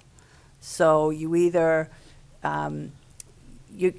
if it's 3 or 4 years where it's, $40,000 less than what you have, you really shouldn't keep proposing 154,000. Well, as I did indicate that, this would be the last year we're trying to make that department work. If it works this year, we should be able to use that money and it would be beneficial. If it doesn't work this year, then that money for the call division would be going away on that next budget cycle. That's what my proposal was. Okay. In my own opinion, I just think it might be an area where the council can cut, because I haven't been convinced that you can revitalize this division because you haven't done it in 4 years. And Well, there are- it's not a bash at you for not doing it. It's just the nature of people's It's jobs the now. nature. We're right? trying to make it work, and if. But if it and- can't, we shouldn't fund it. Correct. Oh, I agree. I have no problem with that. I'm just trying to give you the rationale of I call So- division and call people and what they do to benefit the organization. And then the per diem people will always be there because we use them every day. I see. And, you know, I mean, the issue is if the council doesn't want me to move down that process anymore with the trying to revitalize that call division, then we can change those numbers and I will, you know what I mean? We can stop it now. Because I remember the So if PD I had that same understand issue. correctly, 30,000 of this is EMS, I'm sorry, the on-call.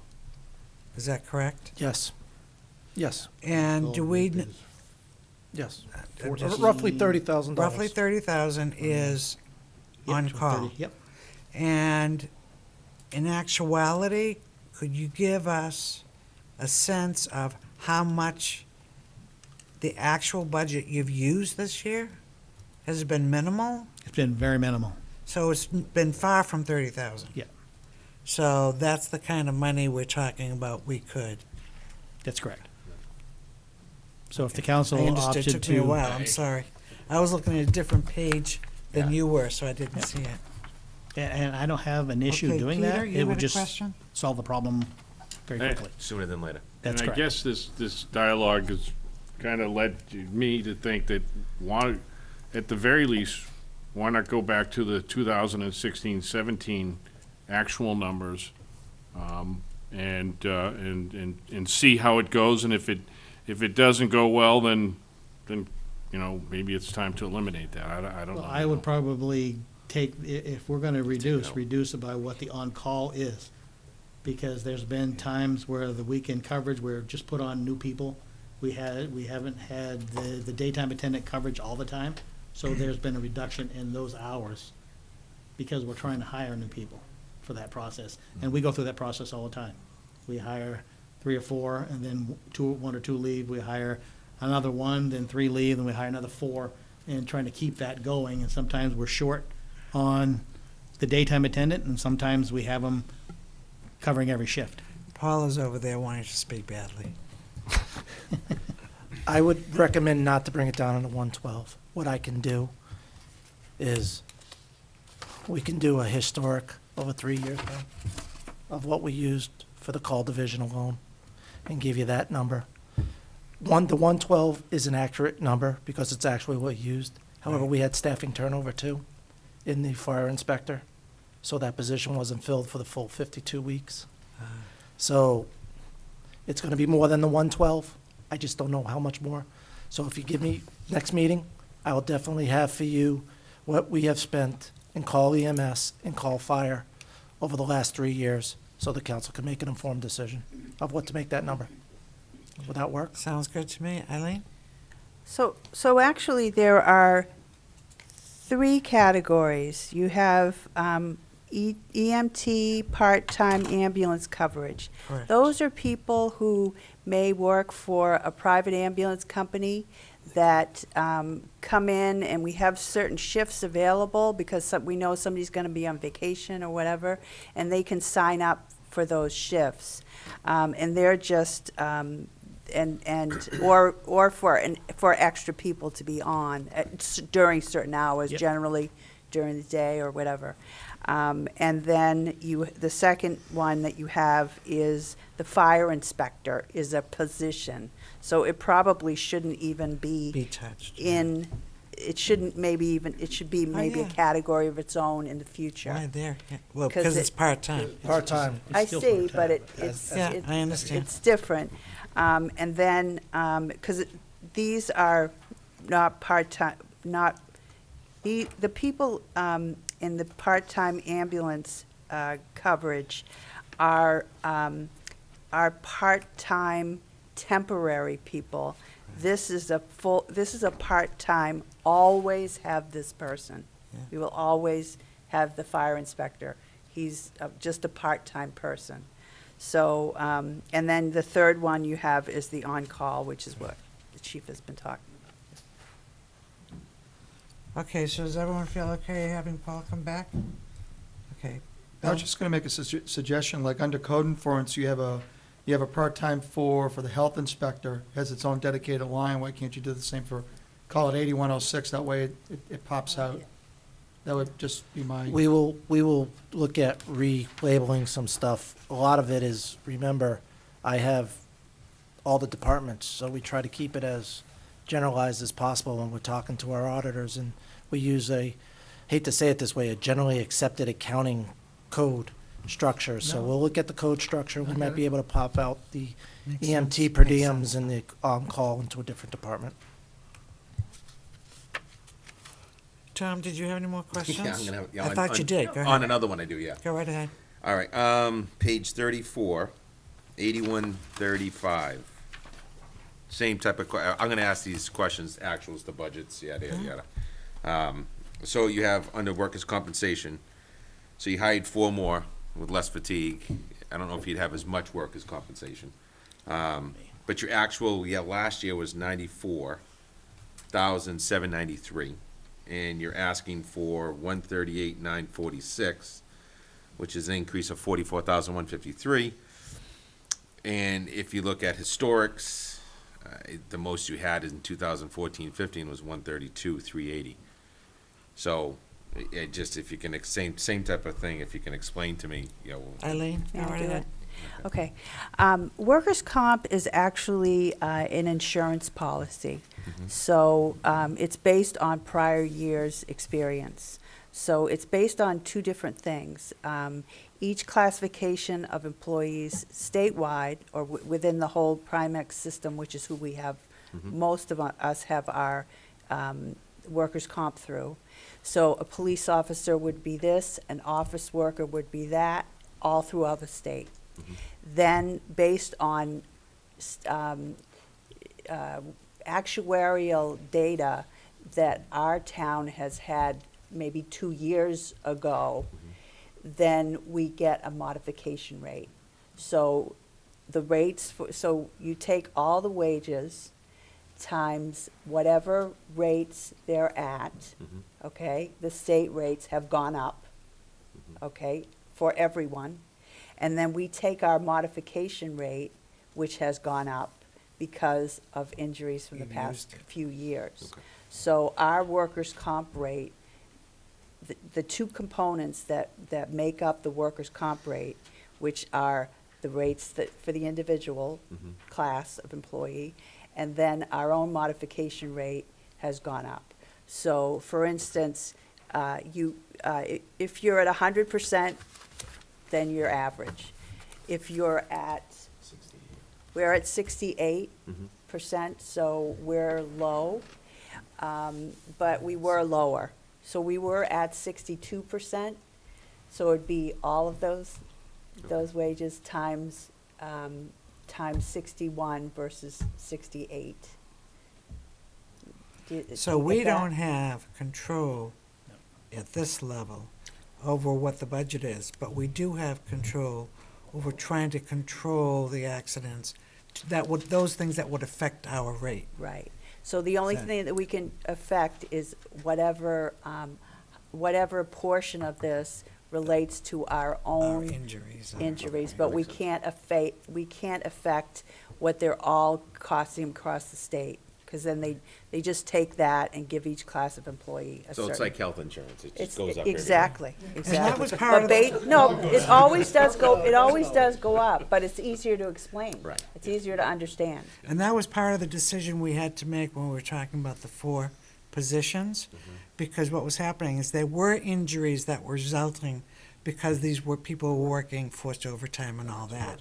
So that was part of the decision-making. Okay, no, thank you. Good. And hopefully, we're gonna see an impact in a year or 2 years. 2 years. If in fact that improves, the injuries go down, our workers' comp will reflect that. That's Right. right. So unless the statewide rates go up, which they don't often, those stay fairly consistent, but this year they went up. But our modification rate, as that should start decreasing. And you'll see that Knock in a on year wood. or 2, maybe 2 years. It's a good question, though. Tom, any more? No, thank you. Anyone else? Thanks, Steve. All set? Okay, now we have to do the fire details, which is probably at the end. It's important for the new members to understand that details, it'll be true, I'm sure it's, I know the police, but also the fire. If in fact the police or fire have a detail, they get paid, but the town gets reimbursed by whoever's hiring them to do the detail. So that, those line items are in fact tax neutral. We do not have to charge taxes to cover that, because they're reimbursed. Okay? In fact, is there a revenue, somewhat of a revenue that, with the police and fire details? Go ahead. I don't know if that's true. Go ahead. There is an administration charge for us handling it in finance, paying them, collecting it, billing them, things of that sort. So there is an administration charge. It's usually a break-even, revenues equal what we put out in expenditures. We try to use the detail rate in both police and fire to be as accurate as possible based on an average of all the employees in that department, because anybody in fire, from a captain down to a firefighter, can work a detail. So we try to use an average cost per hour. And the same at police, from a lieutenant down, can work a detail, so we try to use an average cost, and then we multiply that by Yeah, and there's never been a loss from what I recall. There has been, but not much. It balances out. One year might be a loss, the next year might be an increase based on, or 1 year is an increase. And we try to keep the rate constant for a couple of years. It's a lot easier for businesses and for billing purposes to keep the rate constant for a couple of years. And the reason why it's difficult to figure that out is because detail rates are charged at the same amount, whether the chief is working it or whether a brand-new officer is working it. So their rate, time and a half, we might be losing money on that one, but we're gaining it on another one. So that's why it's difficult to, calculate. And basically, for fire, we kept the same amount of money with the same amount of hours. So this is a 2-year rate for fire. And $10,000 is what they'll be looking at details, about 190 hours of details. And some of the details for fire, It's under revolving. on the very back of your books. Yes, under revolving fund. I don't know why. It is. Because I went to look for it and I couldn't find it. So I found it under the tab revolving fund. No. Has dig camp has moved to revolving fund. I have it under special revenue funding. Other special revenue? Other special revenue funding, yes. Yes, toward the back. I have an outside detail EMS coverage, is that what we're talking Yeah, about? that's what we're correct. talking about Yep. in the book, on the spreadsheet. Under revolving fund. Revolving fund. It's the tab was wrong. Yeah. So depending upon whether you have a hard copy or digital, go ahead. So basically, some of the events that are fire EMS is RibFest. Most of the hours are for RibFest. There's some hours there for the triathlon that occurs by the YMCA, and some very, very small details here and there. If I think a couple years ago, we had somebody who wanted to use one of the cabins for some kind of Girl Scout retreat, and they had to hire a firefighter to be there in case, because they wanted bonfires and the girls to sleep over. And since those buildings don't have smoke detectors, we had to have a fire personnel It was on call. 189 total hours. It's 189 total hours. And sometimes that gives us the ability, because if we have a multifamily residence, a London Court or something that has a fire alarm system out, I can't allow people to sleep in there without a fire alarm system. It's against code. So they can hire a fire watch. Okay, so they're walking and looking for fires through that whole time rather than putting all those people out of that building. So that would be an instance when that could be used. Okay, any questions about that? Okay, I think you're done, gentlemen. Oh, that's right, too. You're not done, gentlemen. I think you jumped. Code enforcement is number 6. See, I'm trying to help you get done. Thank you. I'm a little too fast, I'm sorry. You gotta change the pages here.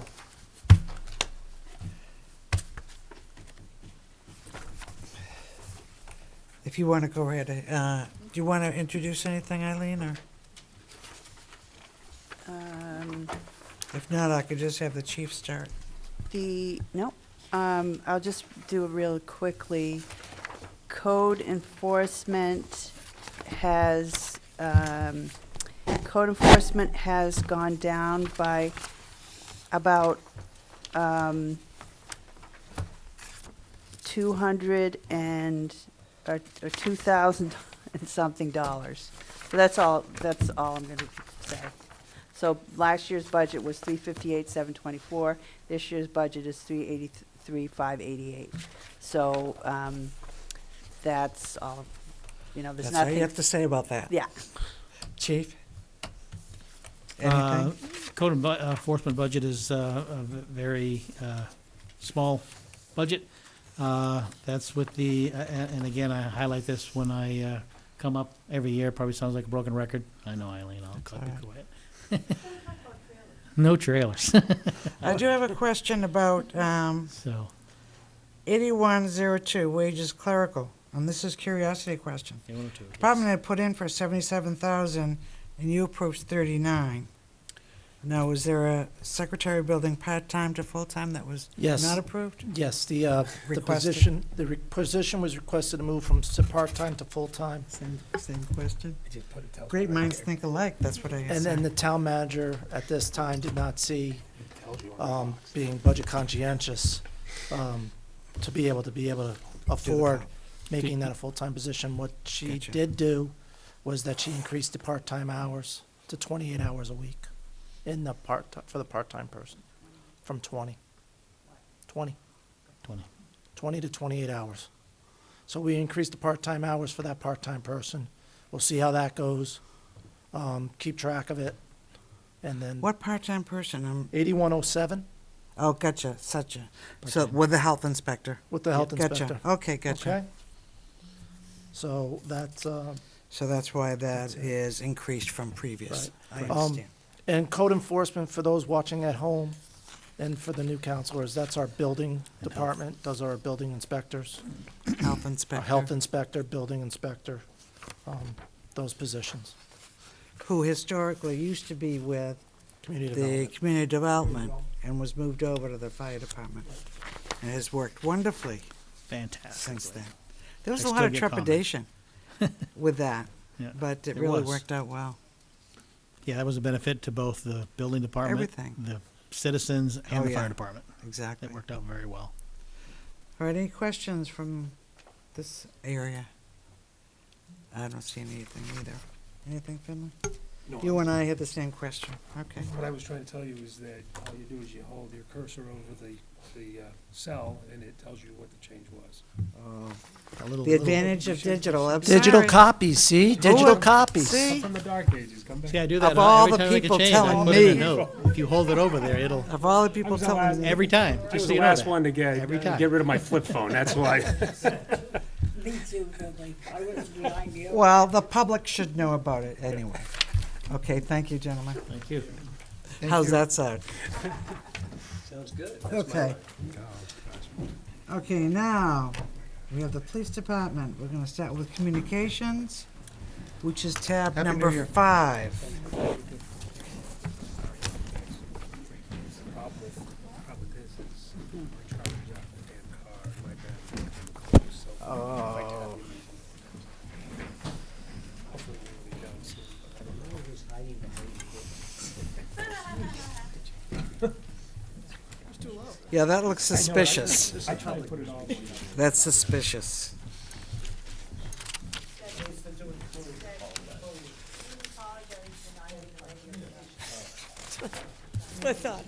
Now you're confusing me. And welcome to your first budget there, chief. I wore my vest. And think there's 3 guns over there also. There are, and And that vest was used to purchase from grant monies, right? Wasn't that the, okay. That sounds like fun. Yeah. Tasing? I was gonna Yes. say You don't Phil call me knows about Counselor 5-Second Boyd for nothing. Fortunately. I was going to Minnesota say kids something, freak but out. will not. Only me and Detective Marcotte, just for the record. And we have a new one now, too. There's 3 of you. Oh, I can't wait. Who is the individual? His name is Aaron Petroselli, and he's in the academy right now. Oh, I look forward to meeting him. He did the full 5? He did. And he got shot. Oh, good kid, good kid. Okay, Eileen, do you have anything to introduce this or not? Communications? Communications? Um, Tab 05 or whatever it is on your digital. No, I think that I'm just going to let the new chief and her captains go over it and explain this to you. Go right ahead. Communications is not a big one. The Right. big changes that have been requested are in the general police budget. This is just, for you, Tom, this is just our communications, meaning when the calls come in. So this is that staff. Correct. Good evening. Thank you. Good evening. I'm really happy to be here. I can tell you're com- thrilled. Yes, happy to be second and watch. As far as the communications budgets, we only have two increases that I'd like to highlight, unless obviously if you have questions. The first one is under, actually I believe they're both under 8260. You should please say what those are for the public. It's actually telephones. Okay. They're both under telephones, sorry. Captain Levesque has my cheat sheet, so he. The first one, we're trying to increase our, and you'll see through the police side, our tablets in the cruisers. This enables the officers to be able to complete reports. More importantly, they're able to run motor vehicle licenses and motor vehicle license plates. So that, operator license plates, so that they can get the information right at their fingertips, and the dispatchers are allowed to do their other jobs. So with increasing it by 3 tablets, though, the licensing also increases, because then we'd be increased to 10 tablets. So the increase you'll see in that portion of it, which is the cellular airtime and mobile data terminals, that would be the airtime and the licensing for the, it's called SPOTS. It's State Police, help me out. Online. Yep, it's what we'd use to check for license plates and driver's license statuses and criminal histories. So obviously having those in the car increases the cost for the licensing. So you have, I see 7, is that? Currently we with have the new, No, currently we have 7. We're Okay. increasing. We would be increasing it to 10, okay, which gotcha. would be able to outfit each cruiser with the tablet. If the tablets are approved, these licenses would also be approved. Gotcha. And then the next increase is for cellular telephones. The data plans for 9 of the personnel that we would have, that increases it by 3. What it is now is the lieutenants and above. So there are 3 patrol lieutenants, a detective lieutenant. It would be the 2 captains, and there will be, we're asking to add a deputy chief and a chief's telephone with the data plan. What we all use the data plan for is, I mean, obviously I use it for communication all the time, as do the captains.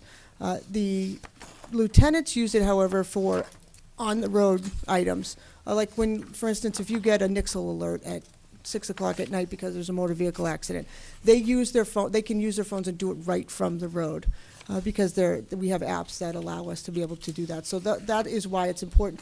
Right now, they're using their own time to try to expedite it and to try to get the information out, or they're calling one of us to do it. So this actually just makes it a little bit easier for them to be able to do these things while they're on duty.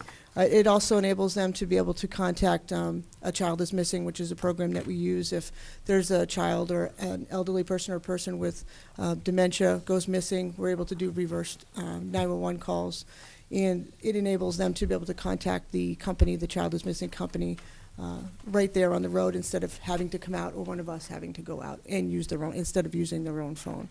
So those are the 2 increases in the Did you have a telephone. question about that? Yeah, Chief, going back to the mobile data terminals, is it still in using the tablets? Are they still using the tablets? Correct. We have Okay. newer tablets now that we've had for going on 2 years now. And I know that they still have spots access and so forth. I think that's great. And are they gonna be able to still do their reports and hook up and connect with the station and do most of their paperwork out on the road if they need to? Yes, it alleviates them from having to go in the station where they would have to be off the road. Now, at least if they have to use their mobile terminals, they can be on the street, they can be visible, instead of having to go to the station to And do they it. can do their crime track reports and so forth? Correct. They can do everything that they can do in the station, they now can do on the road. Okay, thank you. Go ahead. That's what I have for communications. Any other questions about the communications? Just, go ahead, Finley. Sorry, Bill, thank you. It's okay. It was more of, I see you've pulled it out, but the chairs are $1,000 in dispatch? Believe it or not, they are. Wow. It's because of you obviously use 24 hours a day, both of them. And they get a lot of wear and tear, for lack of a Sure, better I can term. imagine, So to make them more durable, they've increased the price significantly over the years. And I was just surprised, but I get it. yeah, And it it's- is it it was is yanked surprising. off. I don't have a $1,000 chair, just so you know. And you guys definitely, we don't either. I can guarantee these aren't $1,000 I feel like chairs. I'm falling out of these all the time. But in their defense, they do sit 8 hours a No, day, no, each I'm one sure. of them. I just was surprised when I just saw the. They don't 1,000. get one of those desks that come up so they can They actually, stand? they don't, but their desks do move up and down, but they Do they don't stand. massage and stuff like that? Yeah, you would think for $1,000 that they would, but, but it does help prevent, I mean, when you sit that long, it Oh, does yeah. help. The chairs, being that expensive, they're better quality. Bill, did you have a question? It was just a general question. We purchased a new radio system last year, did we not? For the police department? We're in the We're process. in the of putting it on, process. yes. Okay, so that hasn't been, It's still in the development stage. It's, the purchase order has been let to the company. We're waiting for them. It's a 6-week lag time for them to get the hard servers and whatever else. Gotcha. And then to install. So it'll be definitely in place by May, hopefully. Hopefully by summertime. okay. But Just anyway, you curious. did budget it last year. Yeah, that's It's a why- big that's why I amount asked of the money question. I over hadn't heard 3 anything. years. Yeah. $500,000 worth. I hadn't heard anything, I just wanted to know. And it's police and fire. Right. I hope Correct. that was an appropriate question to ask. Yes. Okay, that's all I have, thank you. Tom? So, back on telephone, you were spending time explaining why there's a $4,000 increase, but if I look at the history over the last 3 or 4 years, we were budgeting 28, or we were spending 28 or 30,000 on telephones. This past year, we dropped that to 22, and now we're going back up to 26, in line at 8260. That is because we're adding the data plan to 3 lieutenants. Why did we drop it this year? What did we do different? Personnel, there were different personnel that, for instance, when Chief Doyle left, we weren't paying his phone stipend. So we didn't increase it at all, and it went down by personnel who were not here. We budgeted for this year to be less by that amount, based on Chief Doyle leaving? I mean, I can help the chief out here. thank you. What happened is that some of the lieutenants, we said that we only gave them the Basic phone service. talk Yeah, no for data. cellular. We didn't give them data plans. So that's why we decreased it down, is because we weren't giving them the talk. The other thing is that the spots, the cellular airtime mobile terminals, we increased that. So last year, we decreased that when we went to the new plan over previous years, because the old cellular terminals and the old voting was a lot higher. So we decreased in those areas.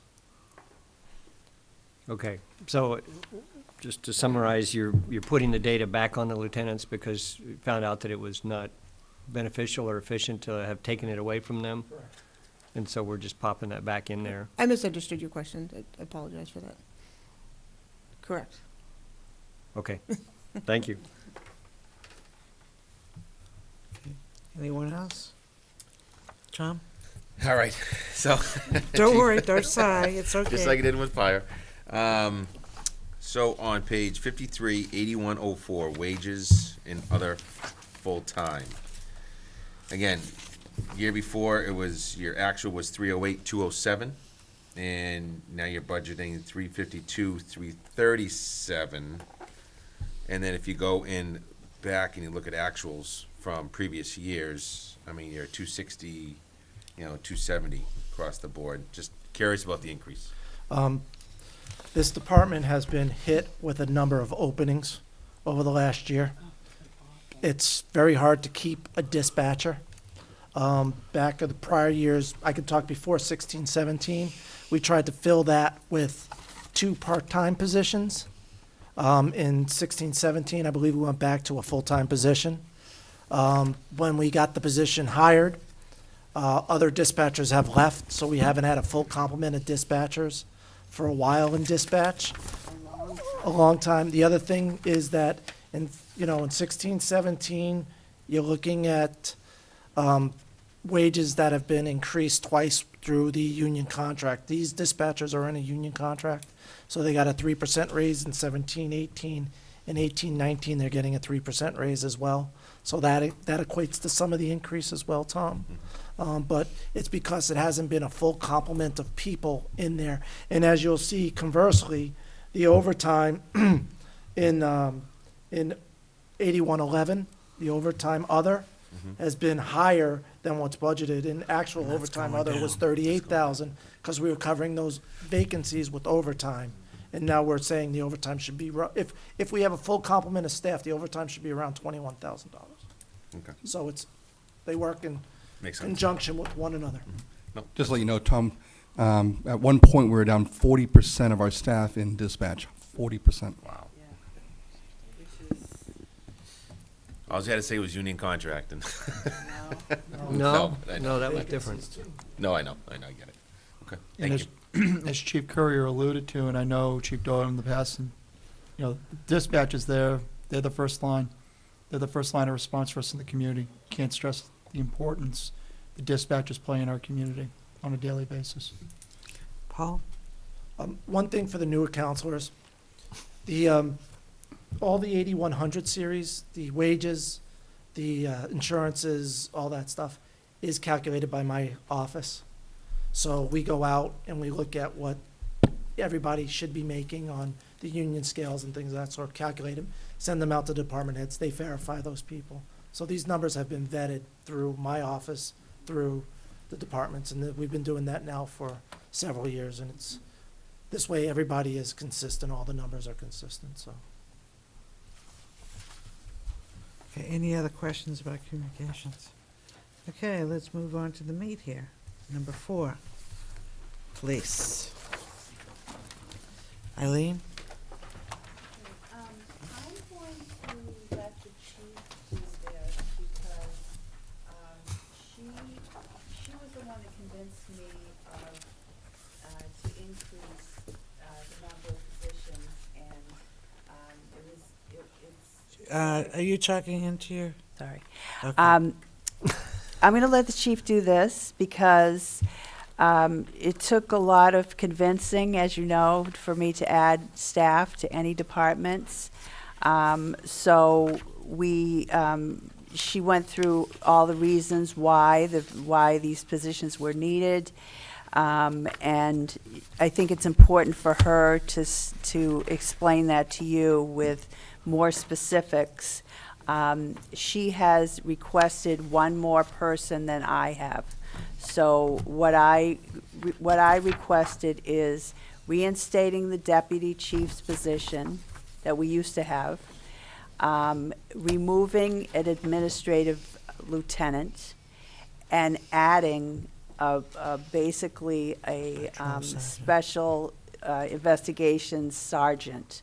So that's what I proposed. She's proposed something different, one extra person beyond that.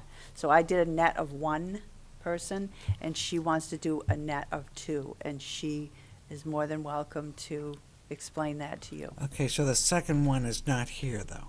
It's not in my budget. Correct. It's Nor in, is it. No, It's it's a in- hole in there called administrative It's in lieutenant. her budget on page 46. It's No, but actually. that's taken off. Well, Eileen It's- took it off. No, but Nancy, it's actually noted on a different page on its own line. That's So what I'm it's- looking for. It's hiring one new officer. There's no number to it. It's under departments on page 46. It's under unemployment compensation. It says hiring one new officer. Ah. 85,398. That's where that is. Okay. And then I did not include it in mine. I understand. Okay, and So, that's the full package, workers' comp, health insurance, et cetera, so right? you're saying deputy chief, yes, taking out an administrative lieutenant, adding a patrol sergeant special investigation. You're asking that, but you're also asking for the hiring of one new officer, which you have not approved. Right. Gotcha, okay. Does everyone understand that? No, but I'm sure she'll make it very clear. Yes. Go right I will try ahead. to make it very Go clear. right If ahead. if you misunderstand me, Paul will help me. Yeah. You know, this was a really difficult situation for me coming in as the new chief. You know, obviously I've been around for a while and I've seen the way things have worked. But, you know, the difference for me was I sat back and looked at where we are, where we need to be. You know, it's things that I've always been able to see. It's a little different, though, when you actually have the ability to be the person to request things. So I just want you to know that these requests don't come lightly. We've done a lot of brainstorming on what is best for the town and best for the police department and the officers. So just to kind of highlight, if you would, I'll highlight the personnel first and then go over maybe some of the more smaller items. But then if you would allow me to go in detail as far as why I'm asking for the personnel that I am, I would appreciate that. So if you have any questions in between. Do you mind getting into the money a little bit later? Just talk about the philosophy about why you want these positions. Okay, sure, absolutely. So as Eileen indicated, she was very understanding of the fact that I see in 2011, Chief Doyle had eliminated the deputy chief's position. And at that point, you know, his philosophy at that point was to actually bring in a prosecutor, which we did. And we now have a new one who's hopefully going to be very successful. And that's a very important position for the police department. It just helps the whole process. It helps that the wheels of justice go a little bit smoother to having a trained attorney. So with that said, though, we've noticed over the years since 2011 that the necessity for the deputy chief's position is great. As the only non-union person making decisions, sometimes it can be extremely difficult. I have nobody to bounce certain things off of. Although my two captains are, they're union members, however, they're very loyal in their understanding, and there is that line that they will not cross. It's still difficult sometimes for me to be able to discuss something, a personnel issue, that goes on in their union. And I can't discuss it with them, so I have nobody to bounce things off of, nobody to help me with investigations if that were a necessity. Having a non-union person in the deputy chief would allow me to be able to, you know, ask, this is what we have, what do you think of this? Although I think my opinion is the most important one, it's extremely important for me to have somebody else to make sure that I'm doing what's right for the department and for the town. And although I can always go to Eileen for certain things, there are certain things that I cannot discuss with her right away, and I would need a non-union person for that. There's also, in police work, we follow the structure similar to the military. So the command structure is having a second person in charge. So if, God forbid, something happened to me, you never know, today, tomorrow, whatever. Having a clearly defined second person that can step into the role that would need to make immediate decisions is very important for us. One of the other things also that I tried to consider is, and I've said from the beginning, when I was lucky enough to get this job, I want to make a clear succession plan. And that this is also part of it. It goes into the fact that we want to train people to be able to step into roles once a chief or deputy chief leaves. And this goes in line with that. So, you know, as you can see, there are many reasons why, but the most important for me is to have that other non-union person to be able to bounce information and ideas off of. And again, not that I cannot do it with them, there are just certain things union-wise that are very difficult. Bill? Madam Chair, through you to the chief, what's to stop you from consulting another peer in the state of New Hampshire, like the police chief in Hooksett or Goffstown, or talking with somebody of authority at like the state State Police Headquarters or somebody within the Department of Public Safety up in Concord that would provide you that kind of feedback as opposed to having a peer that works for the town of Merrimack? Absolutely, and that's a great question. And although I do belong to a group that we do bounce things off of, that are chiefs in New Hampshire, it's important to have somebody who's familiar with personnel, our personnel. It's important for us to have somebody who is from the town, so that there's a clear understanding, because what the colonel for the New Hampshire State Police decides for his members will be completely different than what is appropriate for Merrimack. And it's not to say that his way is better or my way is better. It's just we have two completely different organizations.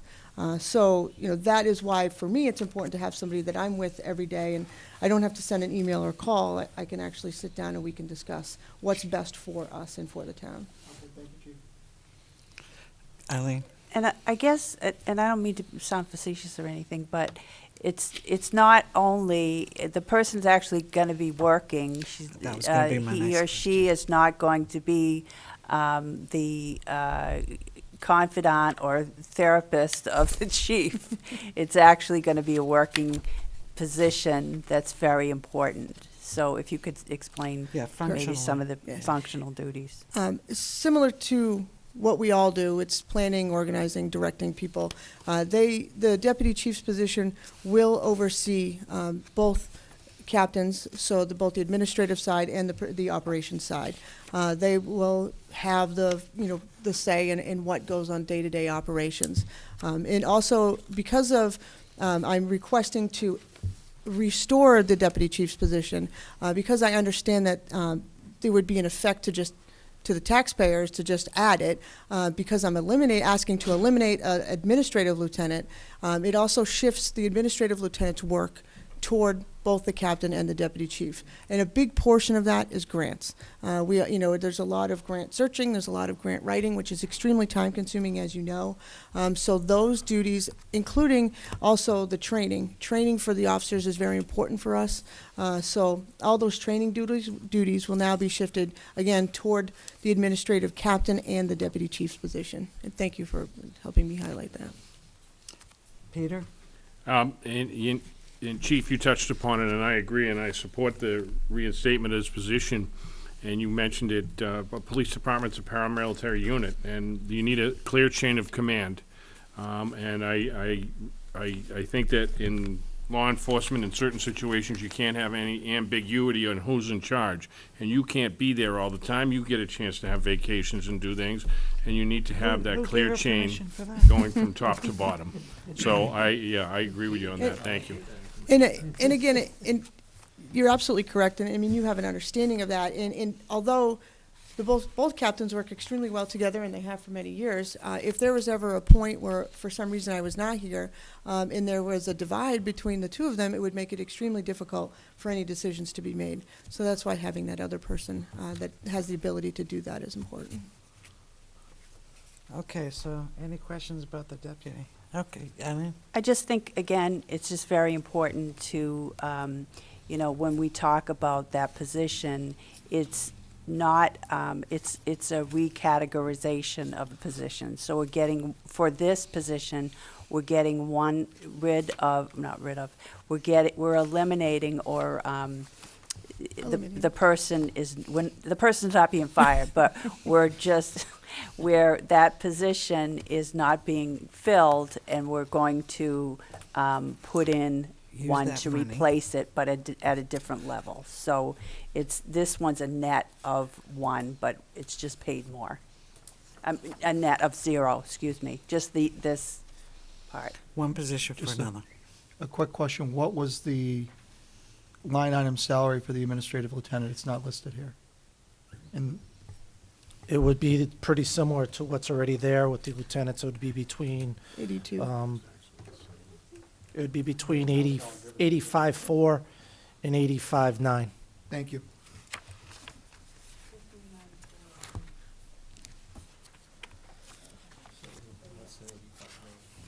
Well, because we're eliminating the position, I didn't put in, because similar to what we did with the fire, where I included all their longevity and education That was in last year's budget because we don't have the person anymore, so I don't know what their longevity and what their, Right. what their, education would be, so. So as far as wages, Bill, you can see that most of the lieutenants here are making in the $85,000 to $86,000 range. So that's what this administrative assistant, administrative lieutenant would have been making. And the deputy chief position is proposed to be as a salary $98,540, which we carefully calculated as it related to not, as it relates to to the rest of the department, from the chief to the lieutenants to the captains. We had to, figure a place for that deputy chief to land in terms of wages. So that's how we came up with that number. Okay, thank you. Okay, you want to continue? Thank you. The next increase in personnel that we're requesting is our animal control officer. She is part-time, or the position, is part-time. That position currently has 24 hours a week. We're asking to increase those hours to 28 hours a week. And just to give you a snapshot, that animal control officer handled in 2017 665 calls for service as related to different animal calls, whether that be a loose dog, a vicious dog, dog bites, and those sort of things, including the all-important dog licensing. That's an additional over 100 cases of unlicensed dog issues. And I only bring that up because I don't even she have to ask any questions on this. she did. I know the answer already. She did take the time to handle those. So increasing those hours obviously allows that position more time to handle. 665 calls in a year's period is pretty significant for a part-time person. It just allows more time for follow-ups. And I'm going to ask Tom's question ahead of time. Can I just ask? Go ahead. This isn't a lot of money. We're only talking about a few $1,000s in this line. What she's trying to say to you is that she wants to make sure that you know that she's increased somebody's hours. So she's putting this in here and telling you why she's doing it, and that's why she's focusing on a line that hasn't increased that much. But, because I know you always need to know, as you should, if any personnel change, type So of the, so the staff 52 that's change. listed there is a typo? She works 52 weeks. Oh, 52 weeks. Sorry, I misunderstood. Thank you. Now, what happened? See, you already know what I'm going to ask, right? Because Tom has us thinking. See, having new people really helps because it's going, yeah, that's a good question. And the actual was it was probably unfilled for a certain amount of You time. got it? 16, 17, it was only $6,000, but I know there was a long time we didn't have one. We didn't have that the part-time dog position for a long time in And 16, Tom's not 17. even listening to my answer. I can tell you there are only 3 months of that fiscal year that we actually had a dog officer. Which is 6,000. Well, he's being, hold on a second. Yeah, just a second. I just want to be able to. Poor Tom's getting attention from 3 different people. Because, just to let you know, the reason it was only $6,000 back in 2016 is because it was unfilled for a long period of time. So that's why it was. Because I was going to ask that question. I knew that. So back then, we just shot the dog. Because I got a couple of those questions. The police department didn't, Okay. just so we're clear. So Peter, go ahead. Okay, Chief, what hours is the part-time ACO gonna work? Well, she works 6 hours, 4 days a week now.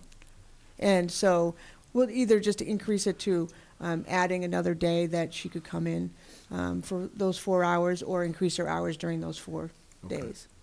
So. Okay, continue. Is 28 a magic number that we can't go above, or? That's the Has to do part-time with number. insurance? That's what the Affordable Insurance, the Affordable Act is, anything over 30 hours is You have a to trigger for offer health it. insurance. So we're she could keeping go it to at 28. 29. Yeah, she can go to 29, Or- but we keep them at 28 because there's gonna be weeks where she might be dealing with a It's dog. on and average, Might be right? 30 and then have to come back, so we try to keep them at 28. We make her take vacation. Okay, Go ahead. now this is, and I'm sorry, this might take a little bit more time than you probably, so, Speak for yourself. No, go ahead. Planning board does. as, Nah. as Eileen has indicated, we have both agreed that a sergeant in what we're technically are going to call a special investigation unit. I also am requesting one additional patrolman's position that would help supplement this special investigation unit. Over the last approximately 6 months to a year, the town has seen a significant, or actually I would call it a tremendous increase in our drug activity. This is not a situation that we have found ourselves in before. I mean, the drug crisis throughout the country has always been here and it's been prevalent. But what we're seeing now is an increase in the actual usage, sale, crimes associated with the drug use that are coming to Merrimack. Just today, actually, we had a confidential informant who let us know that Merrimack is actually the meth heaven. Everyone can come here, and when we ask them why, they say, because the police department can't do anything about it. They don't have a unit that can actually concentrate on the drug activity in town. We, throughout these months, has seen the increase in activity at the local hotels. Now, I don't at any point want to say it's the hotel's fault. It is not. The hotels, all four of them, and the ones I'm referring to are the residents on Daniel Webster, or at Daniel Webster, the Wood Springs Hotel, the Quality Inn, and the Holiday Inn. These hotels are actually working very closely with us in trying to curb the drug problem that they're seeing and an increase in. We actually have a meeting scheduled where we're going to try to have a network set up so that we can keep in better contact instead of us always going down to them. There's many reasons for the increase in this activity. Location is probably the biggest one. Location, all these hotels are significantly close to the highway. They're significantly close. We are, as Merrimack, significantly close to the two major hubs for the drug activity, Manchester and Nashua, and we're smack in the middle of it. And what we're finding is the people, this criminal element, is coming to town. They're staying here. There's not a lot of oversight when it comes to, for instance, we have 2 extended stay hotels. Although they do their best, and now since we've worked with them, they do require credit cards to check in and an ID. They don't do criminal checks. So a criminal can come here and rent a place for a month, which is what their establishments are, the purpose of them. But there's nobody does any checks, and they're just allowed to come here. Who's to say that they actually have a valid ID? So with that, they're coming here, and they also know that we are very strained at the police department here, and it's not a secret. We've always been able to maintain a very safe community. However, we're finding ourselves now in a tremendous crisis, and I'm not trying to, be oh my God, and the sky is falling, but in actuality, this is something that we have not experienced. And in order for us to be able to do something, we need help, and we need help from you, and we need help from the town, very fast. Now, we come to you requesting a sergeant and a patrolman for this special investigation unit to concentrate on the drug activity. But we cannot, as a town and a police department, wait until July if this is approved. We're doing it now. We're trying to do our best. We're putting a Band-Aid on it, but it's not working. I can tell you, and I have met with Eileen, and we were tasked. We had an incident that took place over the late spring, and we were called up to one of the hotels for a kidnapping. And this kidnapping took place with a firearm. Our officers happened to be right around the corner. Thankfully, they made contact right away with the person, and they had put the gun inside the car. Because we all know that things could have turned out drastically different if the officers had pulled up and this suspect still had the gun out. So that person has been arrested and charged and is waiting down in Hillsborough County Superior Court to face charges. We've had, and I'm just trying to kind of give you a snapshot of the different things that we've been experiencing over the last few months, so please bear with me. We had a large-scale drug investigation that had to do with drugs being sent here from Arizona and sent to Merrimack, and they were being stored here in Merrimack. So this in turn led us to one of the hotels where they were actually, they weren't storing the drugs there, but they were doing transactions at the hotel. So we worked with a task force who was able to, we were able to infiltrate where they were housing the drugs. But once we went to the hotel, somebody else was showing up to actually purchase the drugs while we were there. So the officers from the task force tried to intervene and they identified themselves to the person that showed up to purchase the drugs, and that person tried to run these officers over. They ended up ramming a police car, and thankfully were taken into custody with nobody injured. But these are the kinds of people that are coming to our town. Recently, just within the last week, we had someone who has been now charged with arson at one of the hotels. So we have always talked about, well, we can try to arrest these people and it won't affect anybody else. Unfortunately, this is just another prime example of this person, during their drug use, set a mattress on fire. That mattress caused an entire hotel to have to be evacuated, and everyone, including the people who were there for legitimate reasons visiting this town, had to be moved to a different hotel, not in Merrimack, because some of the hotels didn't have vacancy. So now we're becoming that town that we never wanted to be. We're becoming that town that we hear about in other parts of New Hampshire, and other parts of New England, and across the country. We have seen an increase in prostitution at the hotels. In prostitution, they're online. They're finding these people online, and they're taking pictures, and they're saying, come to Merrimack. We're here in Merrimack. You come here. And they're at the hotels. Because of this increase, the officers have had to go and encounter people. And again, these people are completely lawless. They don't care. They take off in their vehicles when we try to stop them. They take off on foot. 2 of our officers were injured. One of them significantly, where he had to be transported to the hospital. For me, that's scary. It's scary no matter what, but the last thing I want to see is our officers hurt. Another incident happened at the same hotel where one of the officers was hurt that had to go to the hospital, and they encountered a male who had third-degree burns on his face, who had been involved twice, not once, but twice, not in Merrimack, outside of Merrimack, but his meth lab had blown up in his face. Now he's in Merrimack. And thankfully, he hadn't done anything up to that point, but he's here in town at our hotels. A couple of weeks ago, we arrested 2 people for distributing methamphetamine. These 2 people, one, by the way, we also have video of this person, because that's what they like to do. They videotape each other overdosing. We have a video of the person, and what you see on TV, it's here. It's in Merrimack. It's not in California. It's not in Illinois. It's here in Merrimack. Those 2 people were arrested, and we sent them to jail overnight. They were arraigned, not through us, but through Hillsborough County. The judge let them out to go to rehab. They're back in Merrimack at a different hotel. So they're back here. And they were distributing large amounts of meth here in town. And not just to people coming from outside of town, to people who live here in town. This is a crisis for us. We can only do so much. We currently have a minimum staffing of our officers. We have 4 sectors in town that are divided equally amongst the square miles.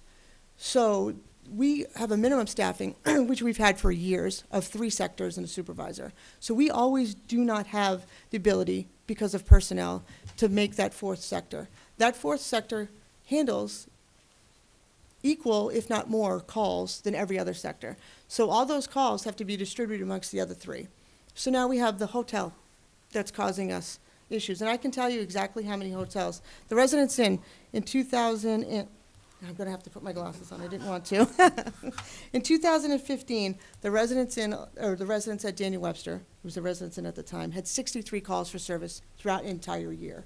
In 2017 alone, we had 163 calls. So that's an increase of 100 calls primarily for and I'm not saying it's all drug-related, but primarily for drug-related incidents, whether it be a disorderly conduct. Domestics are on the rise because what happens is they come, they fight, people call. So everything that you can imagine, disorderly people. We had somebody damaging somebody's motorcycle that happened to be parked in the hotel parking lot. Wood Springs Hotel has been open since July of 2017. So far, we've had 58 calls for service there. Now, those are incorporated with the fire calls, because I know we had talked about that. Now, those fire calls, and I could certainly give you exactly all the numbers, but those fire calls, most of them, other than the alarms, but some of the alarms are actually caused by the people smoking What drugs. was that number again? For Wood Spring, please? 58. Thank you. The other two hotels have relatively stayed the same between 21 and 49. That's the Holiday Inn and the Quality Inn. 2017, Quality Inn was 21, Holiday Inn was 49. So now, what's happening is our officers are having to go to these places now. And one of the things that we tell the supervisors is if you have to go for a call at one of these hotels, send 2 people, because we just don't know what we're going to encounter. And I know we've already had officers hurt. 1 is too many for me, and it's just unsafe for us to send 1 officer to these hotels and deal with the clientele that they're dealing with.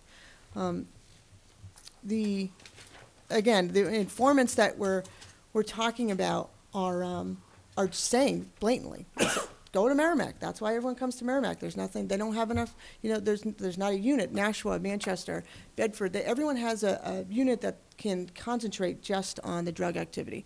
And again, I'm not suggesting the only drug activity in town is at the hotels, because that's not the case. We have it everywhere. It knows no class, it knows no age group, it knows nothing. We see it from 18-year-olds, and we see it to 50 to 60-year-olds. No offense to anyone who's not in that age group. Peter? Chief, curious, I know we were tracking it for a while there. Our overdoses, the fatals and the folks that we had to, the fire departments had to Narcan and bring back. I mean, where's that? Can you give us a rundown on the numbers over the last 3 years? Last year, over the last, well, I can tell you 2017 off the top of my head. I'll have to look at the Okay. other two. In 2017, and I say thankfully, again, but 1 is too many. We only had 2 overdose deaths in town. We had 14 overdose calls where they were either Narcaned or sent to the hospital. I will caution you, though, on just those small numbers, because what happened in 2017 was Narcan was made available to family members. So if I had a family member, I'm Joe Q. Citizen, I had a family member that was addicted to heroin, for instance, and fentanyl, I can keep Narcan in my house. And what we're finding is, after talking to people, is these family members are using Narcan to revive their loved ones, but they're not calling an ambulance or the police because they don't want their loved one to get in trouble or arrested. So we don't know, we can't give an actual number of how many overdoses really happen. We can tell you which ones we've gone to, but we can't give you an actual number because we really don't know. There's no way of telling. It's just a lot of times, even to the ones that we have gone to, people, loved ones, again, it's just nobody wants to see their loved one get in trouble. So they're either removing the drugs or hiding evidence. And when they provided it, and you make a great point, when they provided it privately, and God, hopefully it saved a lot of lives, but also we can't keep track of what was going on. But prior to that, when it wasn't out there were some significant numbers. There were significant numbers, and there were significant numbers of deaths as well. And those could or could not be attributed to the fact that family members didn't have the Narcan in their home, so they couldn't use it and they couldn't revive their loved ones. Do you have any idea of numbers, Pete? Prior to? One year was 15. 217? I think we can get you I that. can, I Roughly? know 2 years ago, it was in the double digits. We were told at a meeting that there were 15 one year, and I think that was probably 3 years ago. Yep. And this is a community that never Deaths, saw one fatalities. That's right. for many years. Well, So- I mentioned it. I got a question, non-drug related, because I know that's a problem in our town. But with the outlet mall, same thing that's going to cause you a lot of service calls, I'm sure, for that. No, Tom, you're stealing my thunder. Sorry. Yeah, just so for everyone at home too, I mean, besides that, I mean, you have the same police force, I think, since when Captain Dudash was There's no in town, crime since with them all. 80s, I think? Yeah, I think what you're talking about, Tom, is the number of sectors. Since 1981, we had 4 sectors. In 2018, we have 4 sectors. Right, but how many police officers did you have in, I believe in 1980, 83 was 31, and today? 42. And I can't tell you, the mall is, 42. I'm sorry, go ahead, Eileen. I don't mean to be disrespectful, but I think what the chief has said about the drug problem is a very, very important one to say. So I just want to make sure that we've all focused in on that. The mall is another good question, and it's very valid, but I just want everybody to understand that we're in a very, very difficult position. dangerous. And dangerous position, and if we do not stop the blood flow, and we do not stop ourselves from being picked out as the place to be for drugs in New Hampshire, we're going to be the place for drugs in New Hampshire.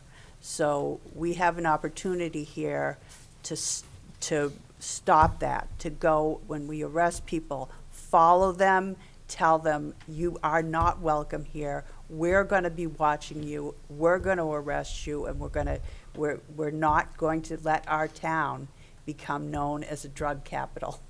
And I know that sounds exaggerated and everything like that, but I just want to make sure that that point, before we go on to anything else, gets kind of compartmentalized. And then before we, I just wanted to say that before we get into other matters. and just so I can clarify, when I said that we're not waiting, because obviously this is an issue that cannot wait. Eileen has been extremely helpful with me, especially being the new chief coming in and asking for certain things. One of the things that I really wanted to do from the beginning is to try to concentrate some people in the area of the hotels and the drug activity. So there was a period of time where for 3 months we took a sergeant and a patrolman out of patrol. And while we were extremely shorthanded through staffing, we didn't have people and people were out, but we still felt the need to do this. So during that 3-month period, those 2 officers arrested 33 people, just out of the hotels. 33 people, along with identifying 17 other people that were in our town dealing drugs.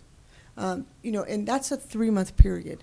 So because of our staffing issues and we don't have the pot of gold, we had to put them back in patrol because we were just so shorthanded.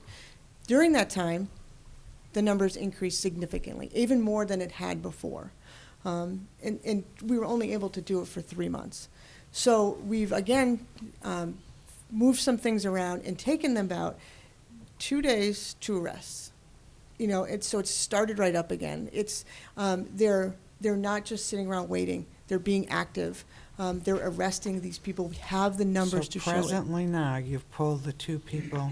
We've pulled 2 people. We've pulled a sergeant and we've pulled a patrolman. Okay. Out of patrol. Okay. And again, it's tough. It's a tough situation because you know what? We're concentrating on the issues that we're having at the hotels and arresting 33 people. But we still have 28,000 people that we have to be concerned about, including the people who come here, the people who visit here, and the people who work here. So we're having a very difficult time balancing every single portion of it. When we only run with 3 sectors, 53% of the time it's a supervisor in one of those sectors. We are having, I'm sorry. So we need, I think we can show through our arrests, through our numbers, that even just having 2, ideally a sergeant and 2 people would be the best.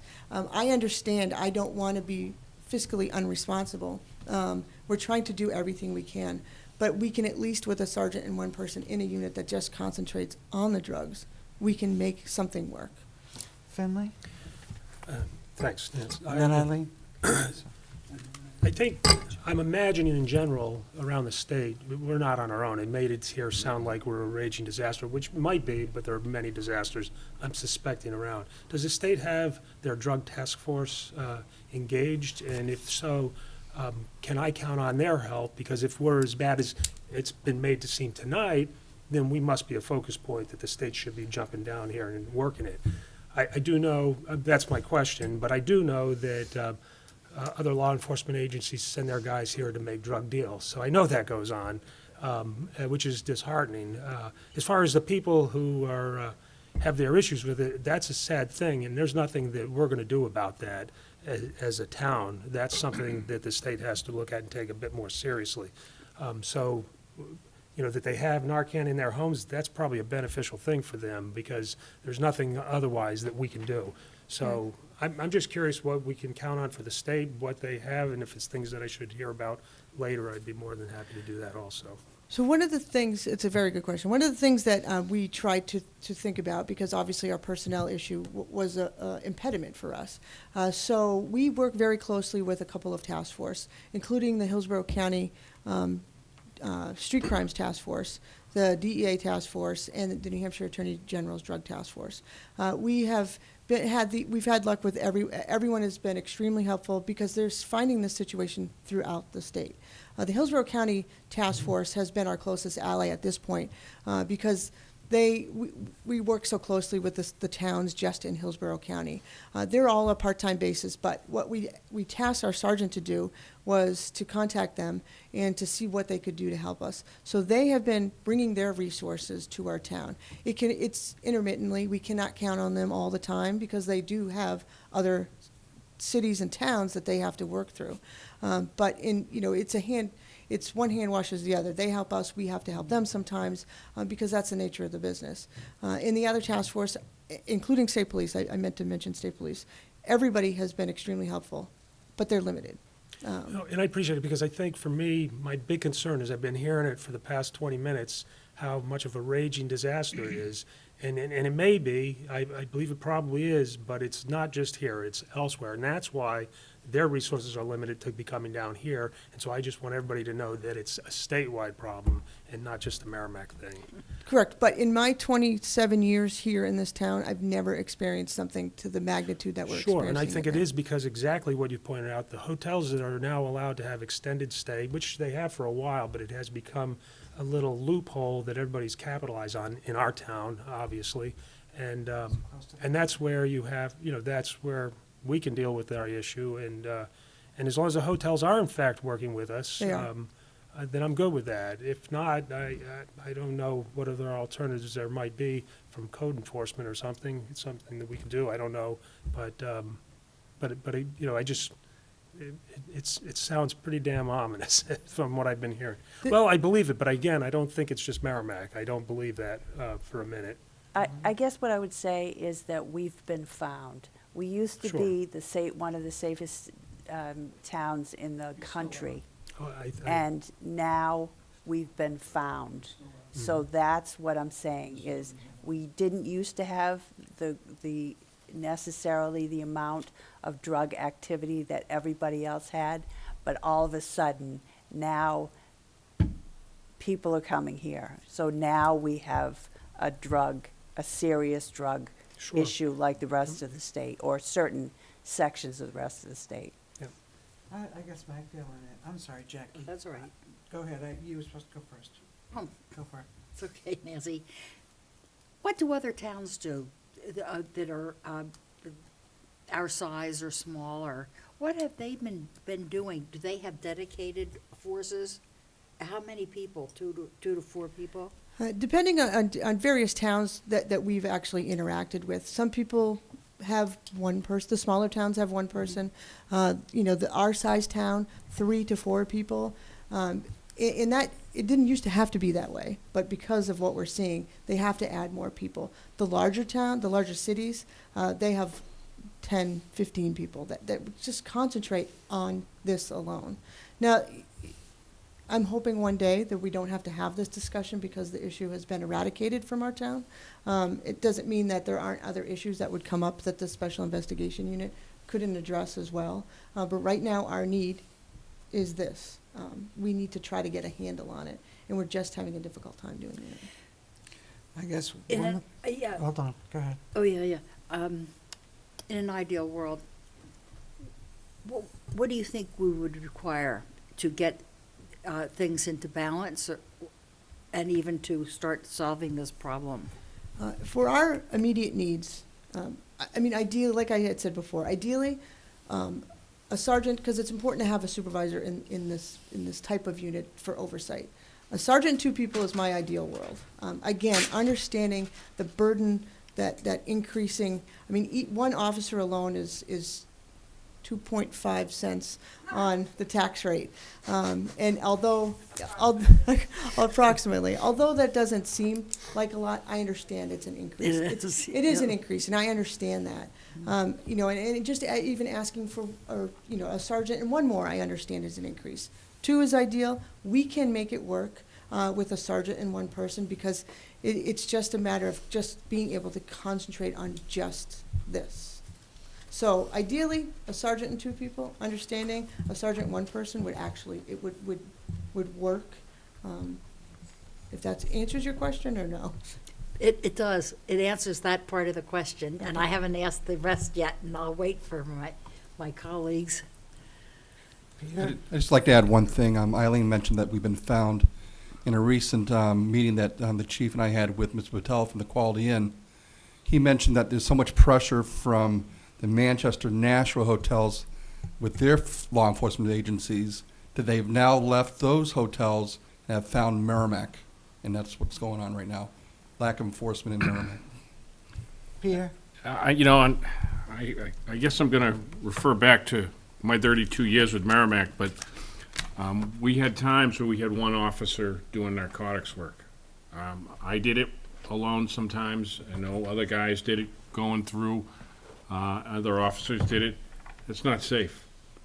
When you that type of work, the type of surveillance work and dealing with the people that you're dealing with, you got to have at least 2 people in that unit. And the other thing is, one of the things that makes Merrimack safe and continues to make Merrimack safe, although this is a serious problem, we need to address it, is visibility.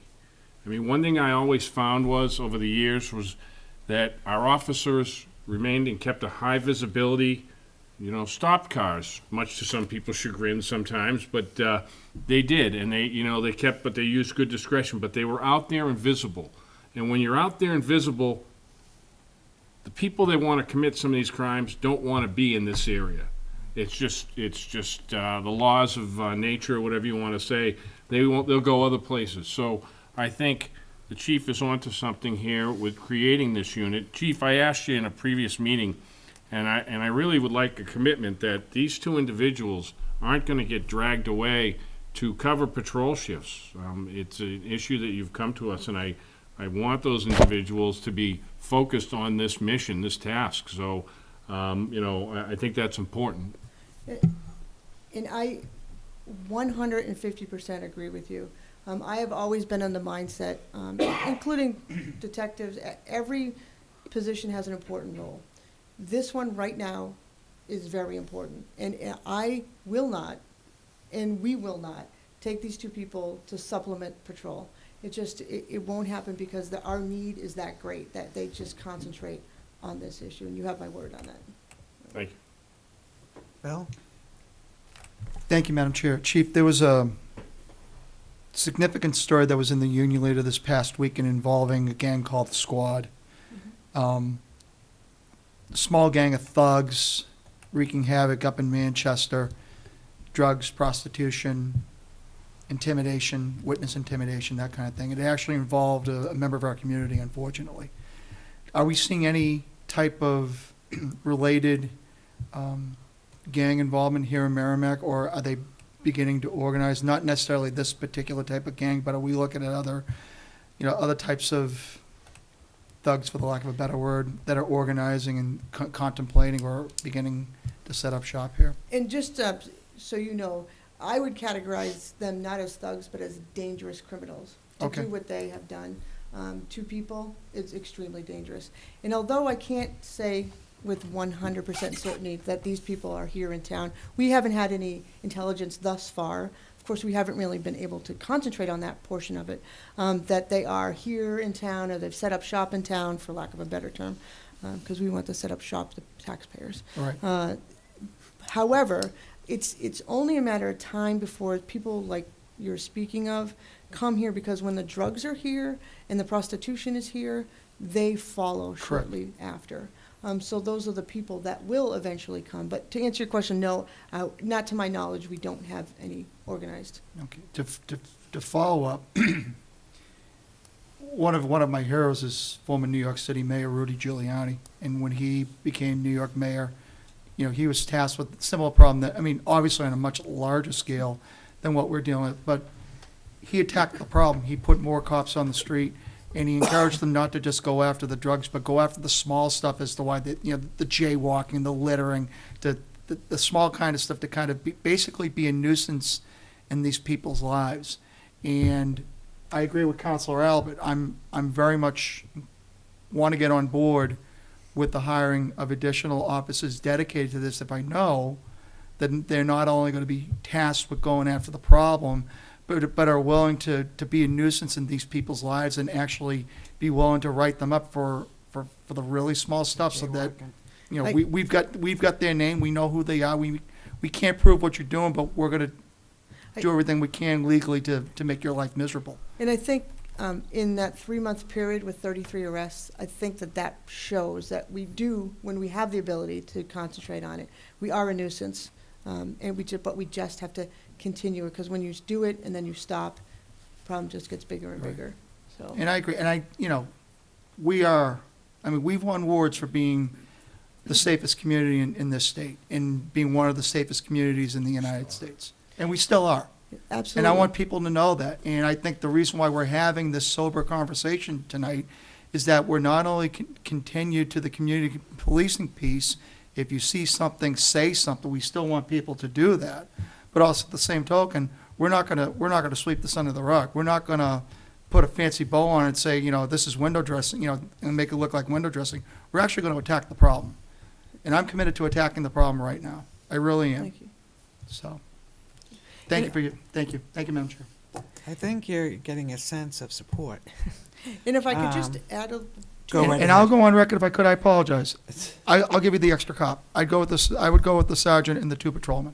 I would. I think it's necessary right now. You can't just, like, you know, 2 people I don't think is enough. I think you gotta go in there with an arsenal. I would support 3. I would. Thank you.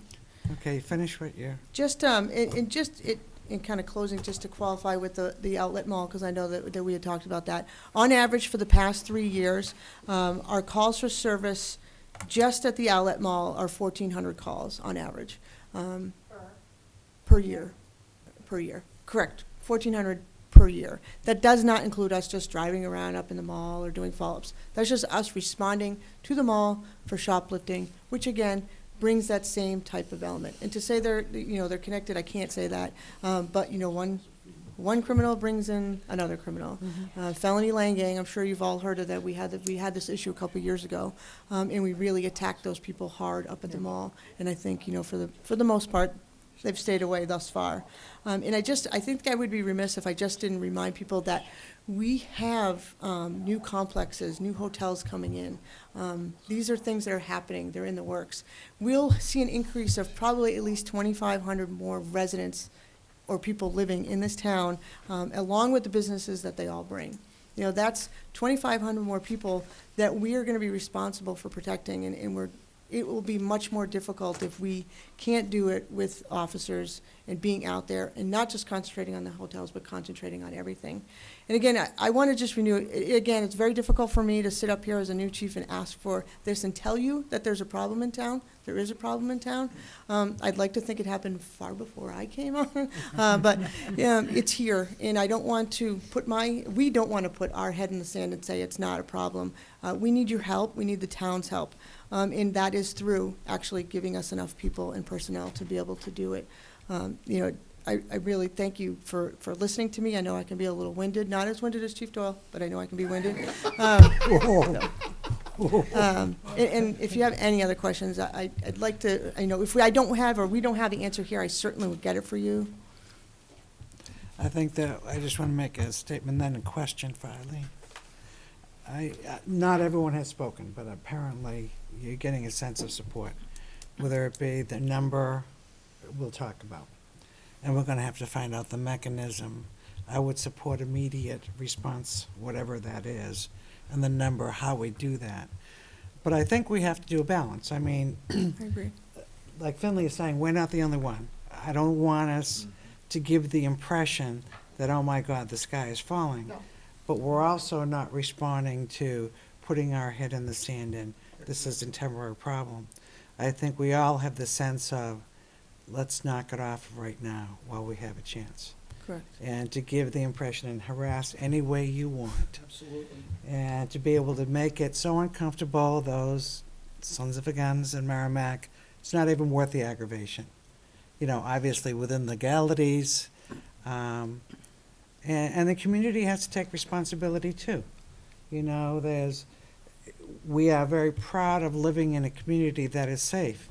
It's not just the police who make it safe. It's each other watching out for each other and calling up and seeing what we're saying.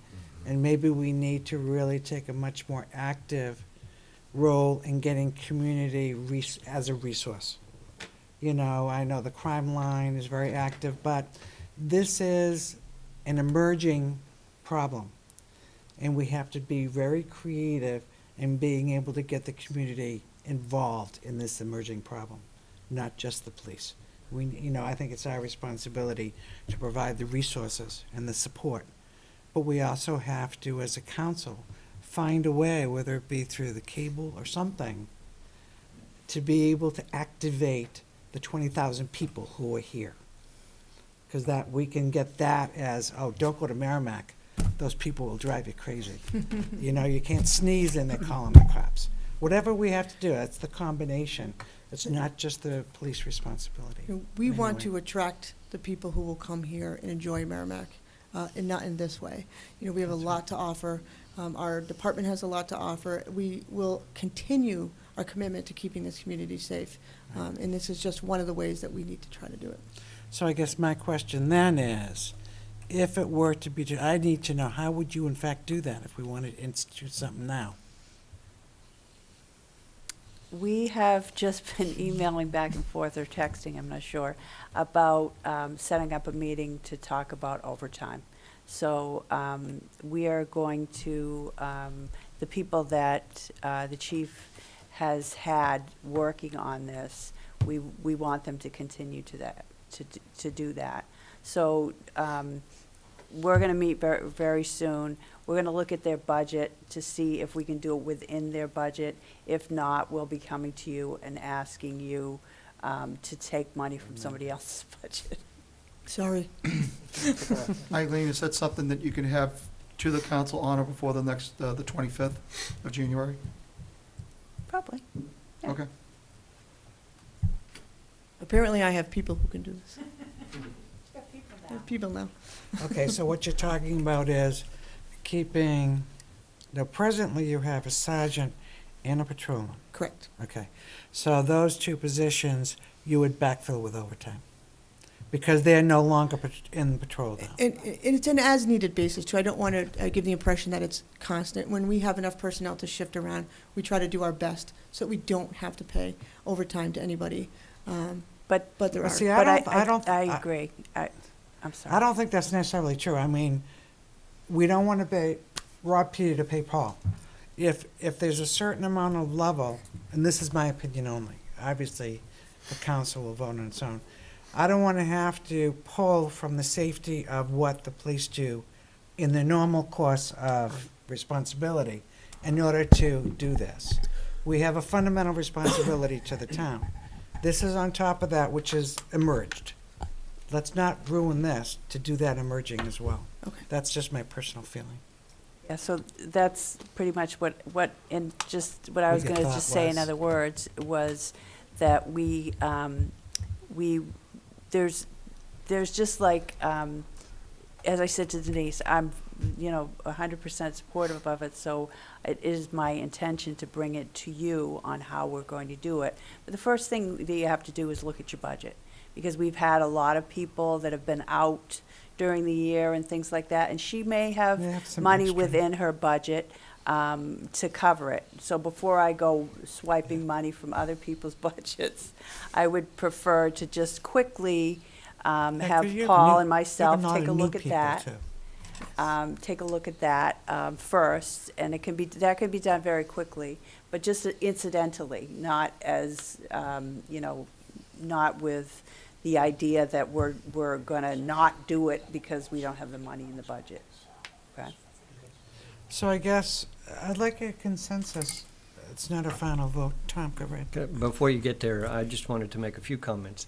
I'm glad you're looking into what to do immediately.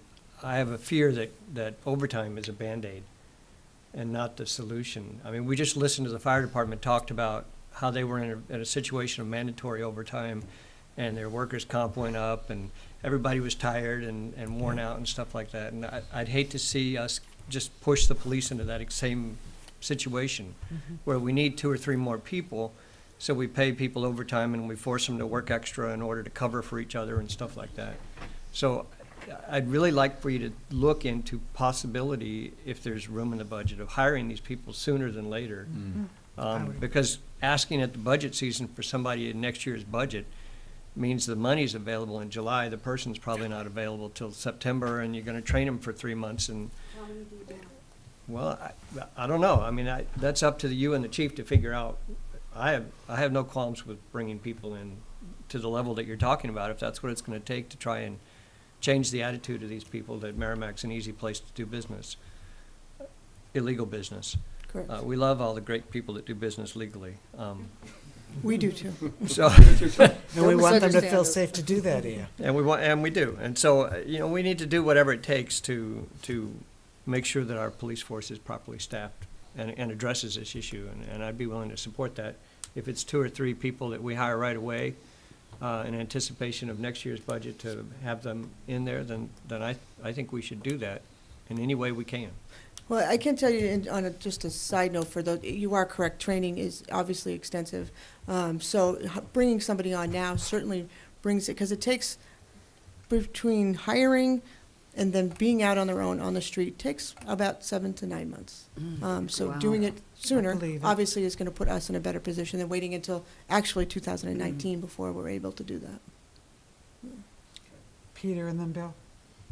No, Chief hit my point, that getting that person out on the street, that's a significant Functional. period of time. But, I just, again, want to touch on something that, we've talked about a very serious problem, but we got a good community here. We've got a good quality of life, and really, what I think, and I've heard the chairwoman say, is we want to keep that quality of life, and that's what we're doing. This is a great community, it still is. It's still a very safe place to live.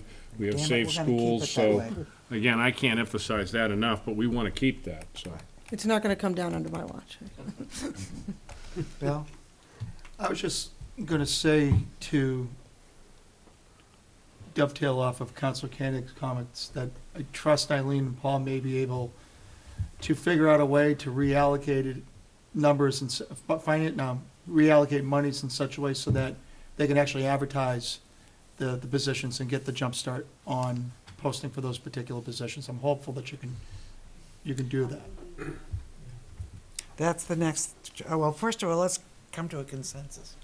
Does everyone agree we need to fill in some positions now? Yes. Yes. And that's not overtime. I mean, we might have to do overtime temporarily until we get That's- someone in. That makes sense, but yeah. Okay, now we have to talk about the numbers. Everyone's in agreement about the sergeant. Correct. Everyone in agreement with 1 patrolman. I want to. So the debate is, do we want 2 patrolmen? I would want to. Okay, yes, say 2, let's We get an don't want to idea. stint, because that could just, it's just like treating an infection. You don't want to. Exactly. Go ahead. That's a good I'm just analogy, Jackie. wondering, I have recollections from people who've been in the business in the past who are now in a retirement mode, who were very active in and those undercover type things, is that something that should be possibly looked into? Who know the business, who, former retired police officers and so on. As far as for undercover work? Yes. Well, I'm not sure that would be, it would be a temporary solution for us, but I'm just not, Well, I'm hoping this is a temporary problem, because if I'm bringing in 2 or 3 further officers for this problem, I'm hoping that when we push it back to Nashua, Manchester, or wherever it goes, that we might be able to pull back a little bit. So that's why it just hit me a few minutes ago, and I don't even know if it's legal, legitimate, or otherwise. well, there's but- a lot of considerations for that, including the retirement, you know, if somebody's retired, amount of hours that they're able to work. So there's a lot of constraints on that, and it's not something I've considered, so. yeah. Well, in The theory. constraint on the hours. Yeah, they would Well, only it's be right now, allowed it's 20 hours. 32 hours. It's going to 20, though. It's, well, Well, that's legislation still maybe. remains to be seen. There's numbers now I'm hearing floated out there under the House bill. It got pushed back to committee. The Senate didn't want to hear it right now. It's still got a ways to go, but I'm hearing 28 now is the number. You know, I think that, I think Finley makes a good point. There are some people out there that might be able to help, but is it really worth your time? Are you going to be able to? Because if not only does it, you've got the people, if they're actually doing the police work, then they've got to go to court.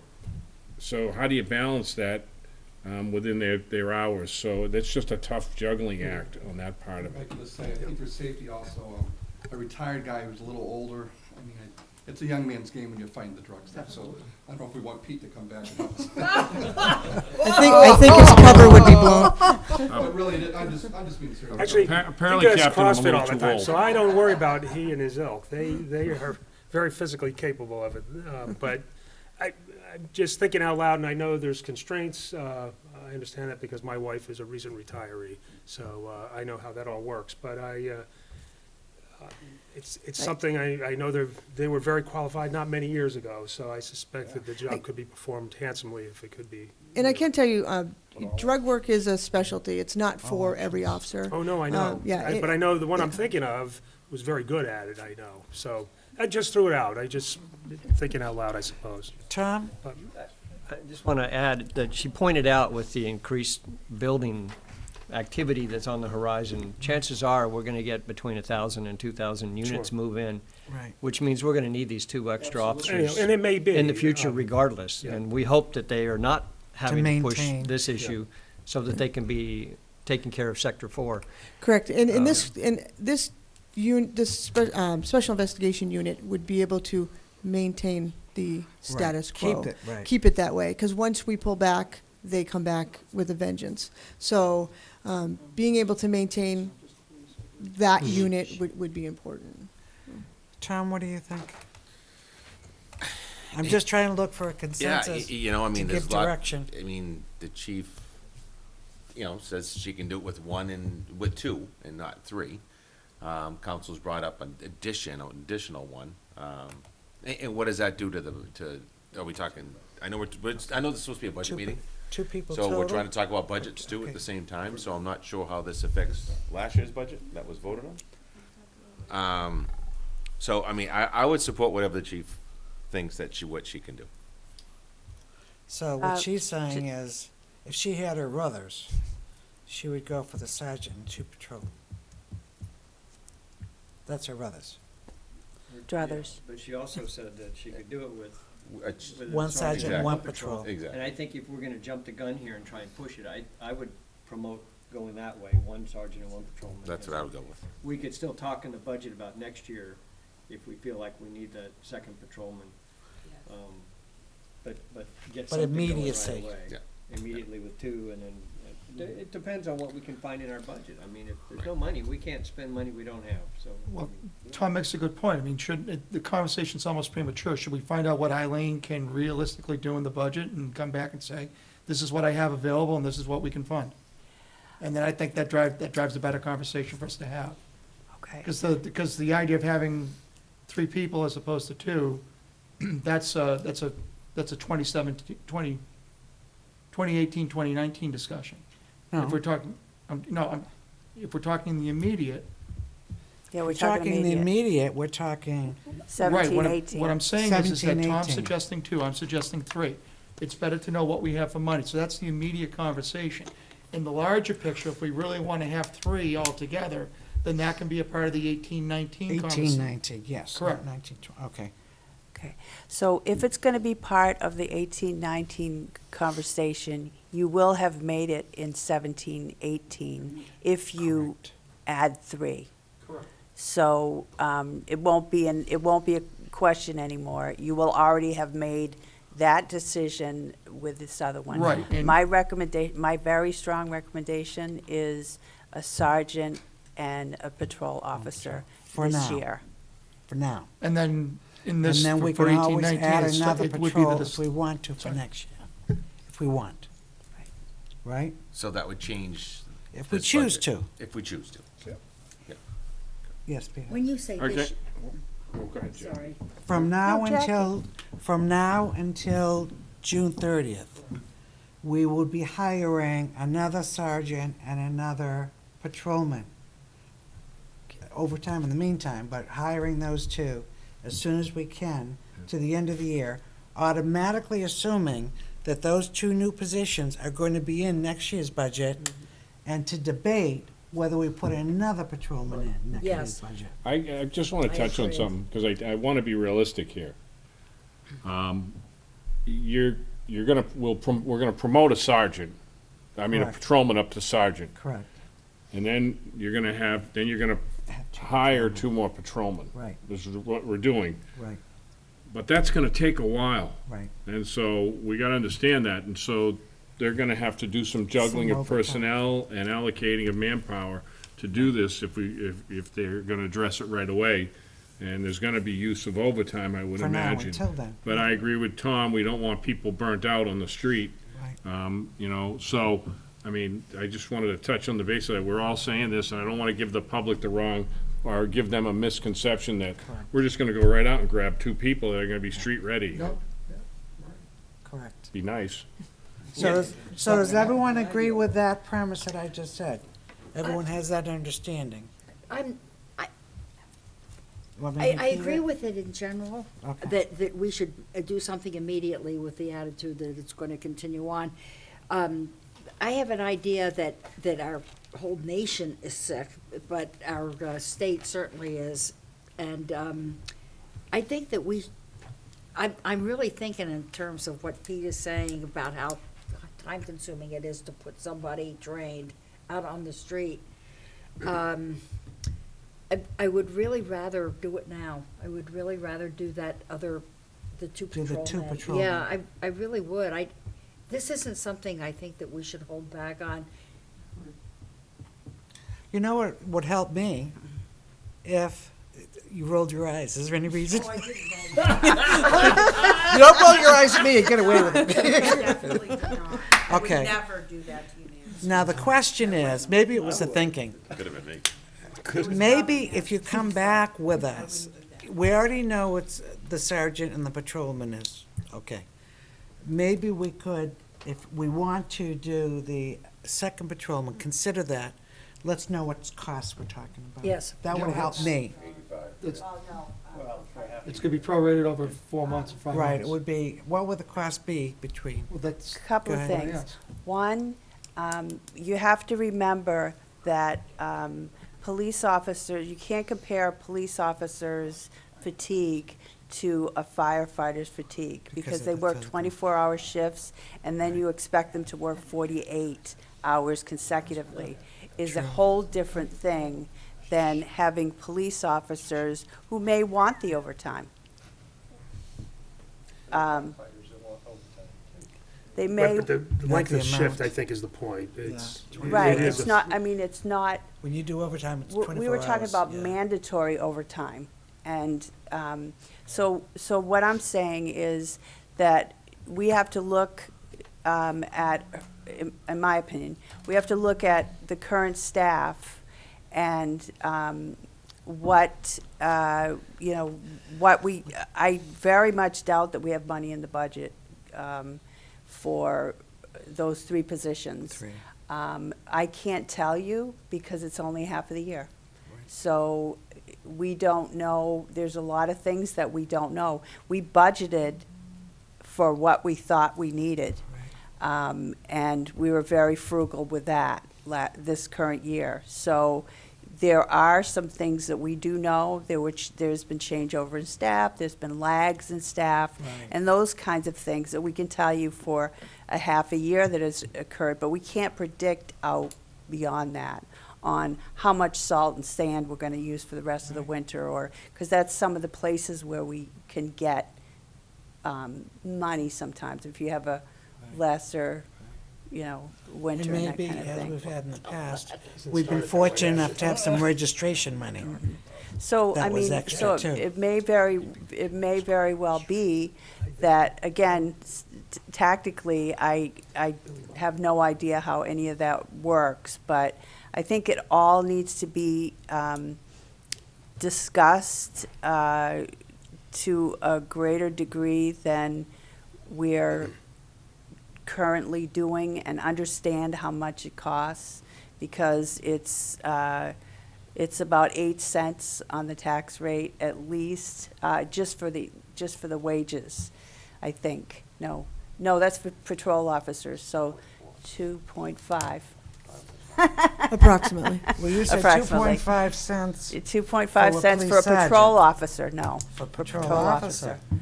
Yeah. Okay, How anyway. much is 100,000? Is it almost 3 cents? It's- 3,000, so yeah, around 3 cents. 3 cents, yeah. Yeah. For So, 100,000 bucks. so all I just caution you, and you do, obviously you do whatever you want to, but, 'cause you're in charge. But, my advice to you is to, that hiring new positions is something that is, that needs to be carefully thought out. Now, the two I get, for this year, I get that. But to just, on this one presentation, to automatically decide that we're gonna hire 3 immediately, is kind of a knee-jerk reaction. That's my fear, because I mean, if we're gonna be, I think we're gonna have to be digging into another budget, and I'd like to know what that might be, what, an impact and so on, so. Peter? No doubt about that.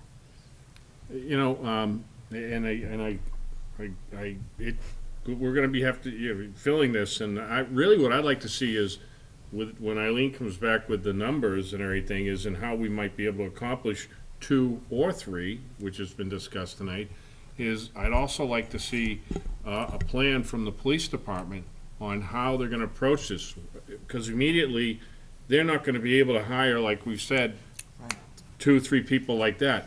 So I would just like to see from the chief and her staff what the plan of action is going to be Yeah. to begin this special investigative unit enforcement, as well as it's a multi-pronged effort.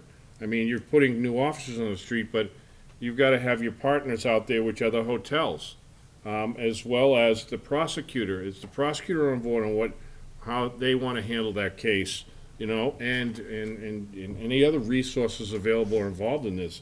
And we've talked about the hotels, but we also understand that within the community, there are some other issues that are going to pop up, drug-related, and so this unit should be able to handle that as well. But this seems to be the primary, a very sore spot right now. So, again, I'd like to see a plan after we see what we can do financially. Okay, so is it agreed upon that you can go ahead? Let me see if I can summarize where we are. Let's make sure we all know, because we're sort of taking pieces, right? Definitely the sergeant and 1 patrolman can be maintained where they are, and you're authorized to hire and backfill those. And you, let me finish, and then you can fix me, because I might fix it. And be able to use overtime until the point where they can be hired for those 2 positions that you've taken and put into the special. Yeah. Now, I don't believe that you should be making decisions like that at a budget meeting. It should be on a town council agenda, and then you can vote on it, because these are new positions. It's not from a consensus or anything like that. It actually I was is. trying to get a consensus to the. That's fine, If we are, then let's make, what do we have to do to make it official? yeah, okay. Nancy, a motion can be made under new business on this Thursday's agenda to Well, instruct that was Eileen my to do next that. That would be the If appropriate. in fact that's. I actually will do it. I don't need to be instructed to do it.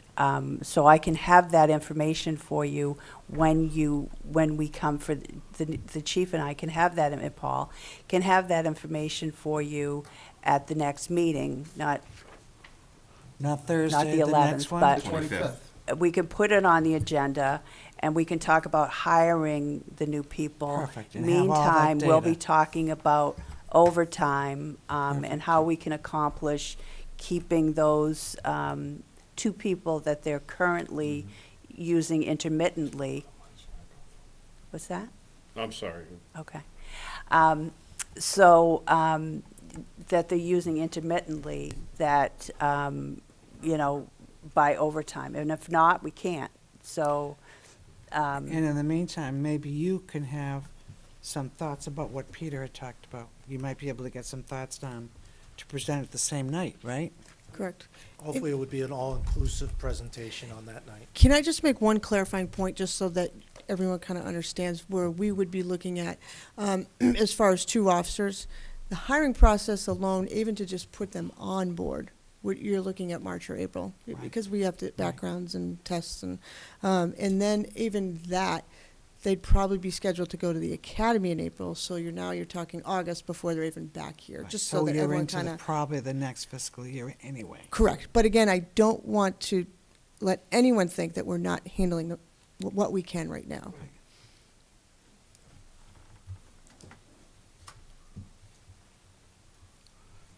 Okay, so Can I has ask a the question direction to changed? complicate it more? If that's the case, and that probably is the case, I agree with you. Correct. You would want to use overtime to cover for those 2 emptier positions. That would be more So that's realistic. the kind of information we need for that, right? I just wonder if there's another, could you start, is there like monthly academy things where, so they all start and end at a certain time, so There's- when, There's one right now that we Yeah. have 2 people in. There's another one starting in April that we have one scheduled right now. If this were to come to fruition, that would be 2 more or 3 more that we would be putting in April. Then the next one wouldn't start until September. They only have them 4 times a year? 4 times a year. No, 3 times a year. So we can get into more details, right? I just want to be clear again I just need to be very clear about what you want. That's why I keep on reiterating it, Okay. exactly for that reason. But as the chief says things, I just want to make sure that you still feel the same way. So you stop talking, and then Turning you my mic off. guys make a decision based on what she has said already. Because she's agreeing with Peter, and then in my sense, the thoughts are shifting around now that we're talking about a different, when the academy starts and that kind of thing. So I can gather all that information for you, and we can have that whole discussion before you make the decision, if that's what it is. But I guess maybe I don't, maybe I should just get all the pieces, each of the pieces, and when you come to the meeting, you can look at each of the pieces to the maximum amount in pieces, so that you can, through all 3 officers, when they can get in here, and how that all plays out. Okay? The only thing I want correction on, or guidance on, is that I want them to be able to fill those 2 positions on overtime. until we come to a decision about hiring? We definitely will. When? Right Oh, you'll do now. it, okay. Okay. That's the only thing I wanted to be clear, that, we can talk about hiring, not hiring, when, da-da-da, and you're gonna keep those two people there, but I want them backfilled. That's my only concern. I told the chief already that that's what we Perfect. would be doing. Perfect. But the chief did mention that it might not always be necessary, if I interpreted your comment a little while ago, that, it's an as-needed type thing, so, Correct, we won't unnecessarily Yeah. fill a shift, so. okay. Because I don't know, I thought Nancy was saying, I am. oh, okay, she was saying what I I thought. am so saying that. I just, I'm if it's saying not that necessary, I if it- appreciate the Based thought on upon that, yeah. what? Unnecessary based upon what? Well, the chief's discretion, she had mentioned earlier this evening. Okay, well, that- it's gonna be a quiet evening. Well, how do you know Well, it's I don't not know gonna how be? she did, but that's what she did say. We will continue Well, to roll your maintain our eyes at me. minimum staffing. But I guess that's my point, is that I want those positions to be filled the way they're supposed to be, for the protection of Merrimack, bottom line. Those other two people are have been pulled out for a special kind of thing, but I want those positions that they came from to be backfilled, because we still have to take care of Merrimack. Jackie? Not to be, I don't think I'm beating a dead horse at all. I don't know how many people that each drug dealer deals with. I just cannot imagine. There's a lot of money around. They're washing money probably. God knows how many Merrimack kids, and older people too, that these people, each one deals with their clients. And I think, and I don't want to be too simplistic here, but 2.5 cents, I know. To me, it's worth it. we're in crisis. And if it means, some of you people have teenagers, and certainly we have grandchildren too, I do, to think that there's such in jeopardy, that I don't mean to, I'm not a spendthrift, you know that I'm not. I live frugally and certainly treat the budget that way. But this is a crisis. And when your child is sick, you will do anything to cure that kid. That's all.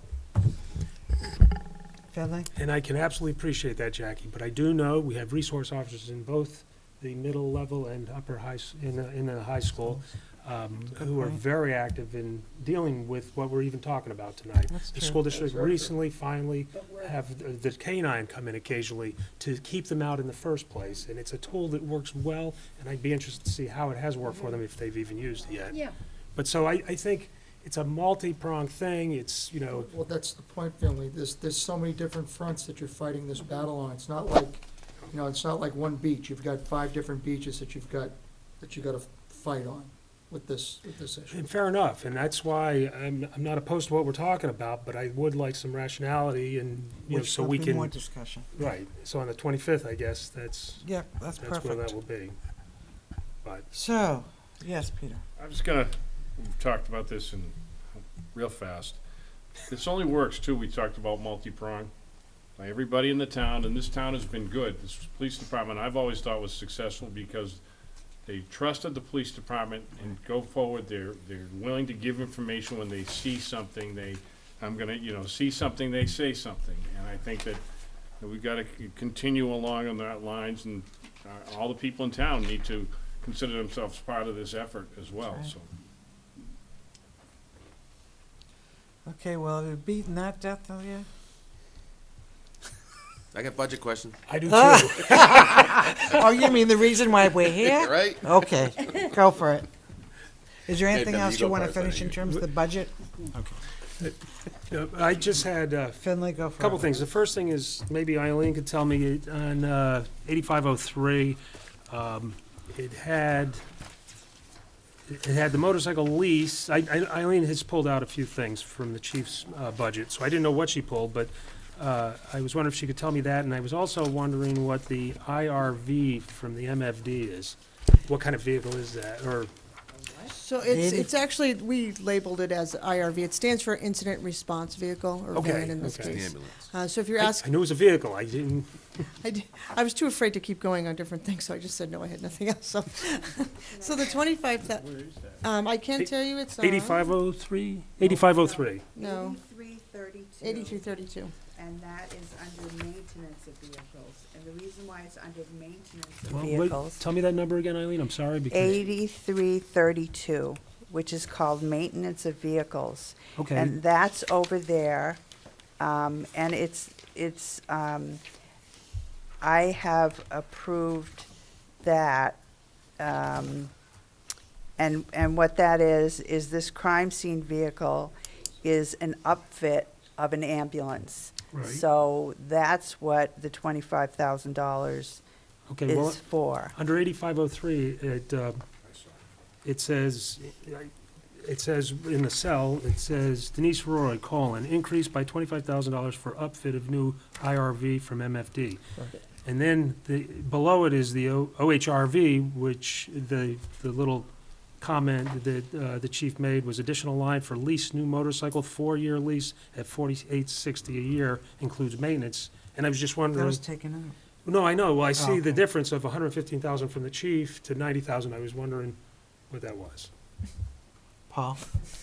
We reclassified the $25,000. So it's $90,000 for police cruisers, $25,000 for this IRV fit-up was $115,000. We reclassified the $25,000 because we're not gonna buy a new vehicle. We're actually retrofitting a vehicle that we already have, so it went up to maintenance. Yeah. The OHRV was another $25,000 for the police motorcycle lease. The chief said that prioritization is that the motorcycle can last another year, but she needs the fit up for the IRV. Okay, I just didn't know where the difference was in the. That's Yeah, what I happened. was Okay. confused too, Finley. So basically, she's asked for 115,000, and I've given her 115,000. It's just in two different places. Yeah, perfect. I see, I went back up to that and saw that while you were speaking to it. And then the last thing is the 50% increase in ammunition. I'm sure that's a simple one. I was curious. Correct. We've asked Eileen for an additional $5,000 in ammunition. New officers are required certain amounts of training as well as taking 1,200 rounds of ammunition up to the academy with them. We've had an increase in new officers. It's in addition to the other ammunition that we require for our yearly training, which can be quite extensive. So, and obviously the cost for ammunition continues to rise. Sure. So that's for the small increase for that. And we have quite a few more individuals going to the academy, so Correct. that's a 1,200 round addition on top of what it would normally be. Correct, because it was our hope that we'd at least have a sergeant and one officer, so those, that's an increase in the ammunition rate Yep. there, so. Thanks. Peter? Okay, Chief, and I've discussed this with you, and you know how I feel. If the current instant response van, is it unserviceable? Can we still use it? No, the current one we have is not serviceable anymore, it will not run Okay. anymore, and it's outlived its All right. usefulness. And I heard talk at a previous meeting about using recycling an old ambulance. I don't agree with that, and I think that vehicle, the ambulance is not appropriate for the type of vehicle the department needs. And I think that I'm asking that because I won't support, it going to an old ambulance. I won't vote for it, I won't support it. But I think we need to look at another form of vehicle that's larger, that will not only hold people, and I'm not talking about a huge vehicle. I'm talking maybe something the size of like a FedEx vehicle, where you can actually sit 4 people where we couldn't before, as well as a dispatcher. But I'm thinking in those terms. And I hear Chief Courier tell us that his command SUV alone is $39,000. Yet we're gonna do this on 25. Are we gonna do it right? Are we throwing good money at bad? And if that's the case, do we wait a year, put money in capital reserve, and then address it appropriately next year? There's just some thoughts on this vehicle. I wanna see it done right if we're gonna do it. And we did do some research after we were here for the capital improvement plan last time, just so that we'd have these types of answers. So just so you know, what we had agreed upon with the fire department was that we would give them, repurpose 2 of our SUVs coming off the line, and they would give us one of their ambulances. Their ambulance is a 2010 that they have, and there's 125,000 miles on it currently. The $25,000 would be for the paint, some equipment, and to change some lighting. As you can imagine, it's $12,000 alone just for a car, so these numbers are pretty extensive. We looked at a brand-new vehicle, incident response vehicle, and that would be in upwards of $200,000. We did some research on some used vehicles that would be appropriate size for what we need it for, and the minimum for what we are looking at would be approximately $120,000. That's just for the vehicle itself, not, for any paints or any other additional lighting that we would need. At least another You'd 120. still need to fit it up, Correct. so give me the, So it would be approximately $145,000 to $150,000 for a used one. for a used one, and $200,000 plus whatever it would cost for the upfit of that, assuming that most of it would come with a $200,000 vehicle. So that's why we had tried to look on the conservative side to see what we could do. This 2010 ambulance is it's larger. The headroom inside the ambulance, the cab, well, not the cab portion, but the, what do you call it? The rear portion of it is higher. It fits more people. The front cab is 1.5 times, so it fits equipment or seats in the back of the one that's currently there. So it just, for what we were looking at and the amount of times that we need it for, we could certainly get by with the ambulance from the fire department. Although I do appreciate the fact that, a brand new one would be extremely nice. Well, and I'm not talking brand new. I'm just talking about a different form of vehicle. I mean, you're gonna take an ambulance and you're gonna have to do some things with it. I'm not talking about some of these huge command posts that run 150,000 used. I'm talking about a vehicle that, and I've seen Bedford do it, they took a nice sized box truck, and for a reasonable amount of money, they outfitted it. They didn't go to the big companies like Searchy and some of the camper manufacturers that do these things as well. So I'm asking you to look at some other alternatives, because what you've told me is we've got an ambulance with 125,000 miles on it, and I imagine it's a diesel. Are we gonna still have the same problems with like the diesel ambulance we had? And are we gonna be revisiting this at 125,000 miles now? Are we gonna be revisiting all the body rot and everything else that we had with this other ambulance in 3 years from now, coming before the council in 3 years from now? So, I mean, these are just some concerns, that's all.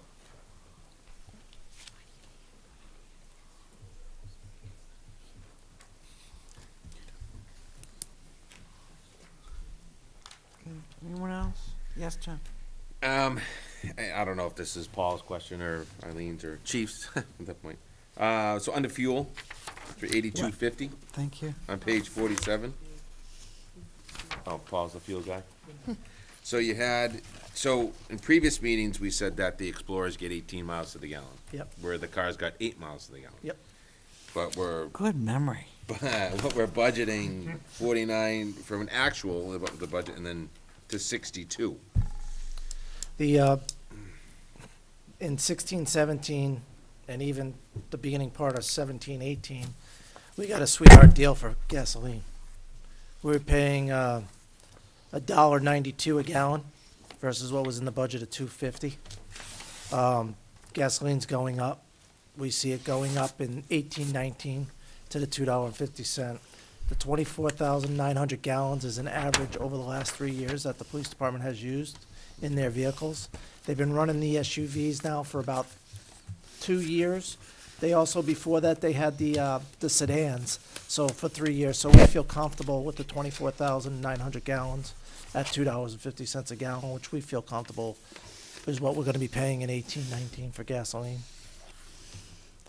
The reason, like I said, the reason why is because we had a sweetheart deal. I was paying $1.92 a gallon for unleaded gas. In what year was that, you said? 16-17.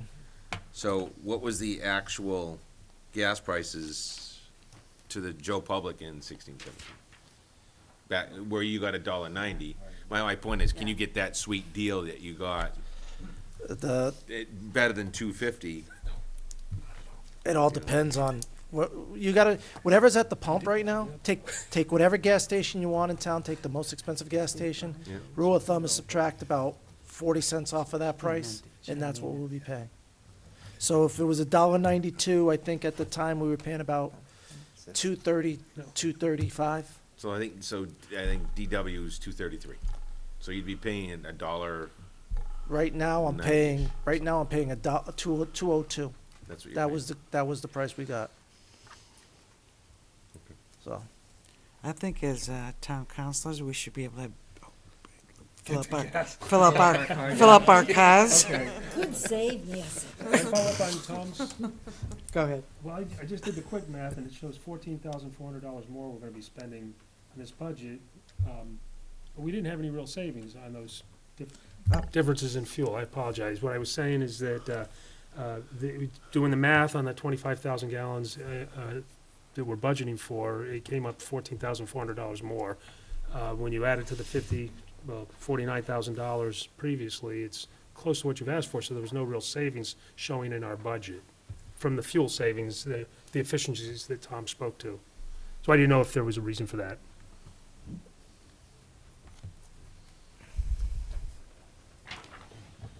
He's gonna recalculate now, recalculating. I'm looking at something. In 2013-14, when we had all Crown Vics, we spent $83,000 in gasoline. In 2014-15, we spent $72,000 in gasoline. Okay. In 15-16, we spent $51,000. That's when the gas prices started to come back down, and that's when we started to flip our fleet around. In 2016-17, actual was $49,000. We were all on the new SUVs and 18 mile a gallon. So the price has come down, but we've also come down. Now, can gasoline come down a quarter per gallon? Potentially, but I get the number thing. Right. I'm not questioning that. I was just thought that I would have seen a different savings situation, but yeah, we have. We went from 83 to 64 right now, which is $20,000. Actual was at 49, so it's a little bit more. okay. It's Because I 33. thought you said the SUVs came in after that. No, the SUVs came in about 3 years ago, so that's when we were, Okay. 2015. Yeah, but I mean, back then, we were paying over $3 a gallon for gas, so it's a. We were paying there's- $2.50 a gallon back then for the town. Right, so me as a consumer was paying almost, $2.99, $3 a gallon. Right. So it's got there's both. It's the savings in it's the vehicles and it was the gas prices coming down. Correct. Do you have more, Tom? No. I do have one more, actually. Go right ahead. So you have, Okay. let me go back to the computers. So in 8334 on page 48, you have computers for 14,579, and then on 8504, you have computers for 7,000. Are those computers different rooms? Or? There are two different types of computers. The computers down that are the 7,000 are workstations that are at desk. The computers that are in 8334, and Chief Roy and Captain Levesque can talk more on these. These are actually the tablets. These that are the three tablets. These are the three tablets that we are asking for the cruisers. Okay. Correct. So these would be the other side of the licensing that we asked for in communications. Gotcha, okay. No, thank you. The ones in 8334 are listed as maintenance office equipment. Why would that be laptops in the Right. vehicles? It's just, Is that just a it's just because it's, misname? we moved them from communication budget to this budget, and it was a spot that we could look at it. We can put them anywhere, wherever you want on there. It was just a spot that we would be able to identify them. It's just, that's where we put them as identification. Maybe you could call them something other than computers then, like laptops for patrol cars. I mean, Okay. That's fine. I can change that. it's really not identified well. Yeah, that's a good point.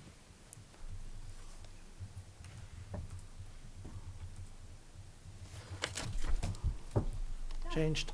Thanks, boss. Peter?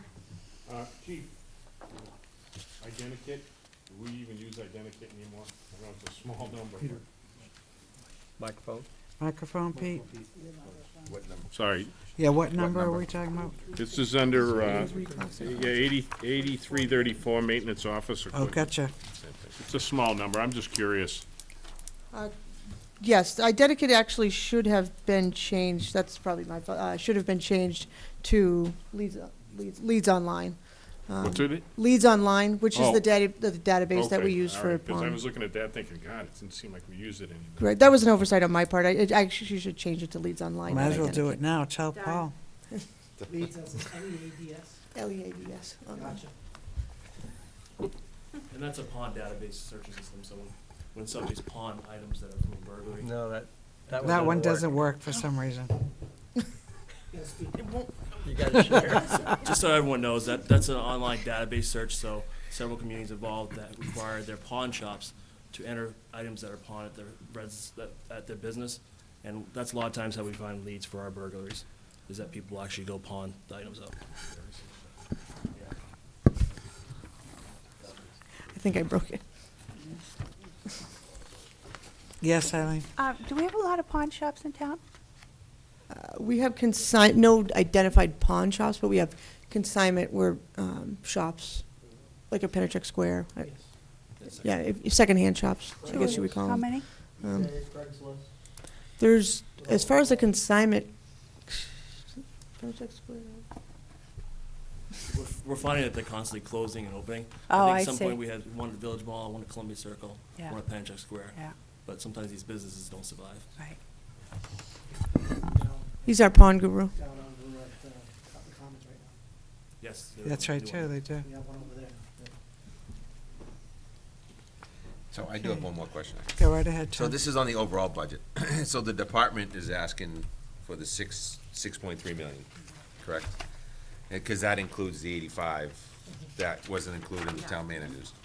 But there's still a difference of $11,300 from, if I take the town manager's number at 6.2 and change to 6.3, there's a difference of 11,300, which, where is that in that? I know, it's a kind of a long question, but. She's No, it's not long. It's all Sliding right. that down underneath. All we have to do is just, Paul, you The don't, difference no, between these all we two have to do is totals. just go from, What's the difference? go from here to here. So, Okay. you see- Looking to see where it's less. So, department to town manager. 31, 229, 75, Look at the health insurance, wow. 45, look at the retirement. And retirement, you know. 19, 42 is Vehicles. $100. It's like Here? Oh, it's not the expenditures, is it? The difference is Oh, between under laptops and vehicles. Vehicles, you have a major difference. Well, Laptops under 25,000, other- but that was moved up, The 25,000 was moved from somewhere else. was moved up to 80, whatever it was. So, 350 or something. okay, Oh. so I see is. I see, that's right. The chief asked for the same amount in the department for the upfit was included twice. So I have it, if you can see, under 8332, I'm showing that $25,000. She's showing it here in her department, budget, because it's the same number. And then she's showing it here. That's what the difference is. So she's got 115 and 50, and I have 90 and 50.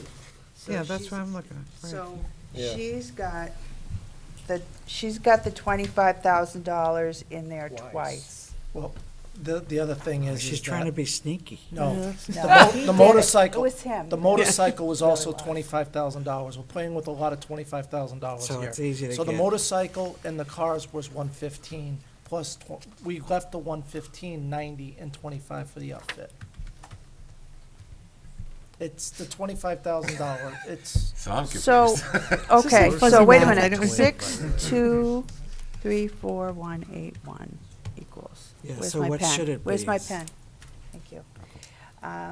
So I see a difference of 96,698, that's what I got, okay? $85,000 in salaries. And then, wait a minute, so, what is it? 85 what? 85,398 difference in salaries, 398 a negative minus- 13. Wait, 85,398 is $11,300, And you net that between a $25,000 $25,000. and a $13,700 negative, Okay. And brings you down 17, to 25. minus- $11,300. And that's what we got. So, okay, so, all right, so let's talk about, so we have a difference of 96,698. We can subtract out the officer, 85,398, which, as Tom says, leaves us of a balance of what the chief asked for and what I am proposing. So, the $11,300 is made up of, An increase in laptops, the 13,700. okay, 13,600. Right, there's $100 someplace else. I Yeah, see, So $25,000 is the, $25,000 is the motorcycle, is $25,000. okay, which one's in and out? I'm looking, Which is what? I'm looking for $11,300. We added 13,600 for laptops. Added $100 for uniforms.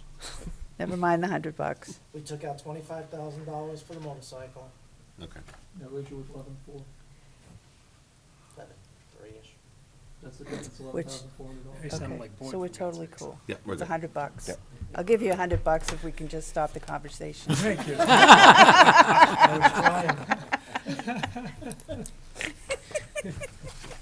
Take her up with it. Absolutely. I really wouldn't. I got another question. That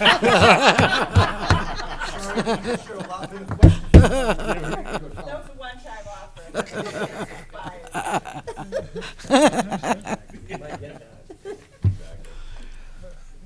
Okay, any other questions on this side? Any on this side? Okay, well, I think we have to do the police details. We don't dare yet. We have to do police details, which is again on the back, and it's after the revolving fund tab. Basically, 5,700 hours is what we estimating for police outside details. The differences between last year and this year is give or take $2,500.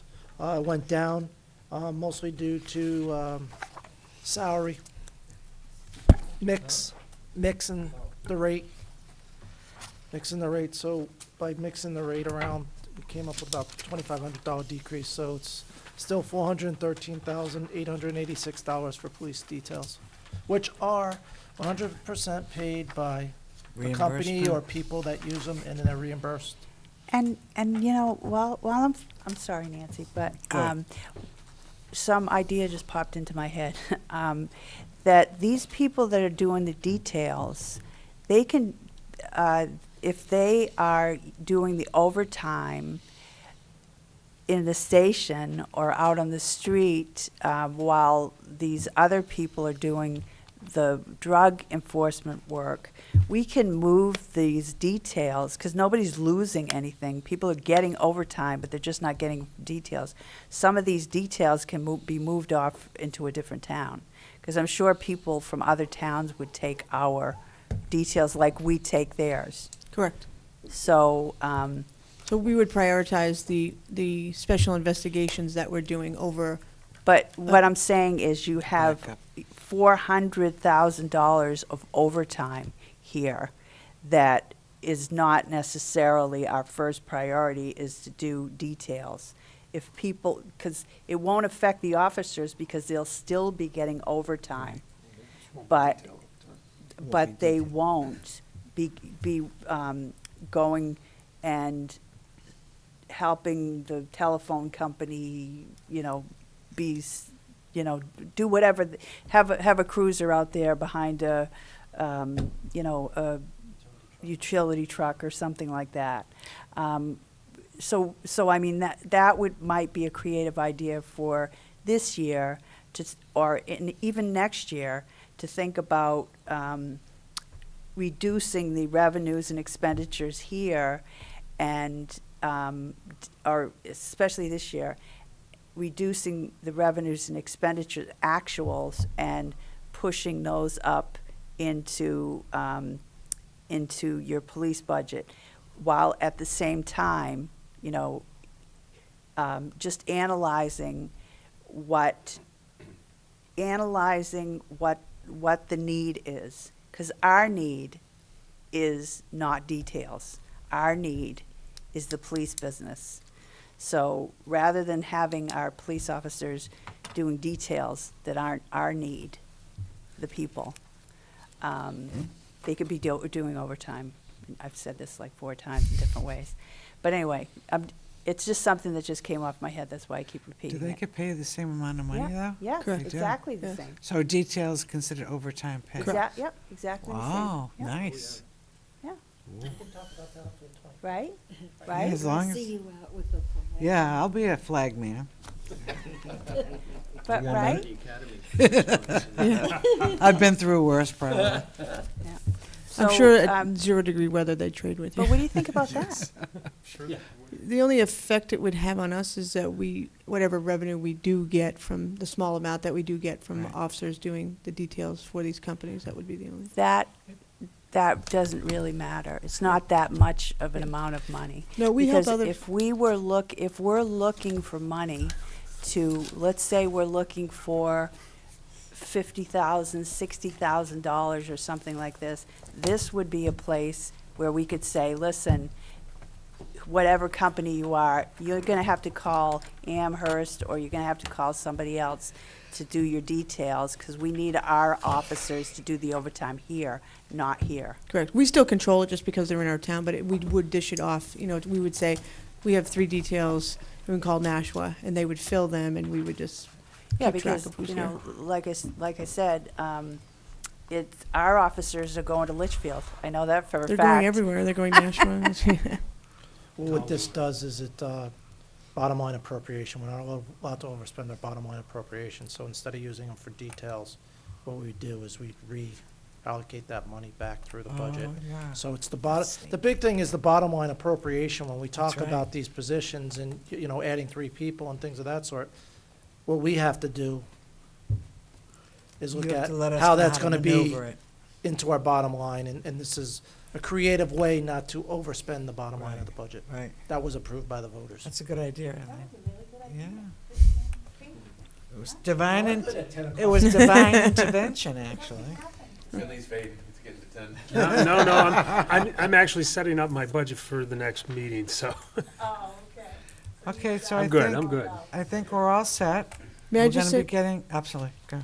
I just, as a first time in the actual hot seat, I just wanted to thank you. Eileen was tremendously helpful for me. It's very stressful to be on this side, so, yeah, so, thank you. I appreciate you being patient. Hopefully next year I'll be a little smoother. Now you That's know what I perfect. feel like. I've been in the chair for 3 years, and all 3 years there's been a crisis. It's like, get me out. It has been. I said, get me out. We're gonna change that on the police department then. I want to kind of go back to what Finley and Peter were saying, which is, yes, we have a problem that has creeped into our town that wasn't here to the extent that it was. Right. And we can put the Respond, hammer down to stop that and bring us back to where we were. to the best of our ability. But we can make a big difference. So I let's just. do it. Yeah. Next year I'll have the PowerPoint like the fire department. But at least on a thumb drive, for sure. Okay.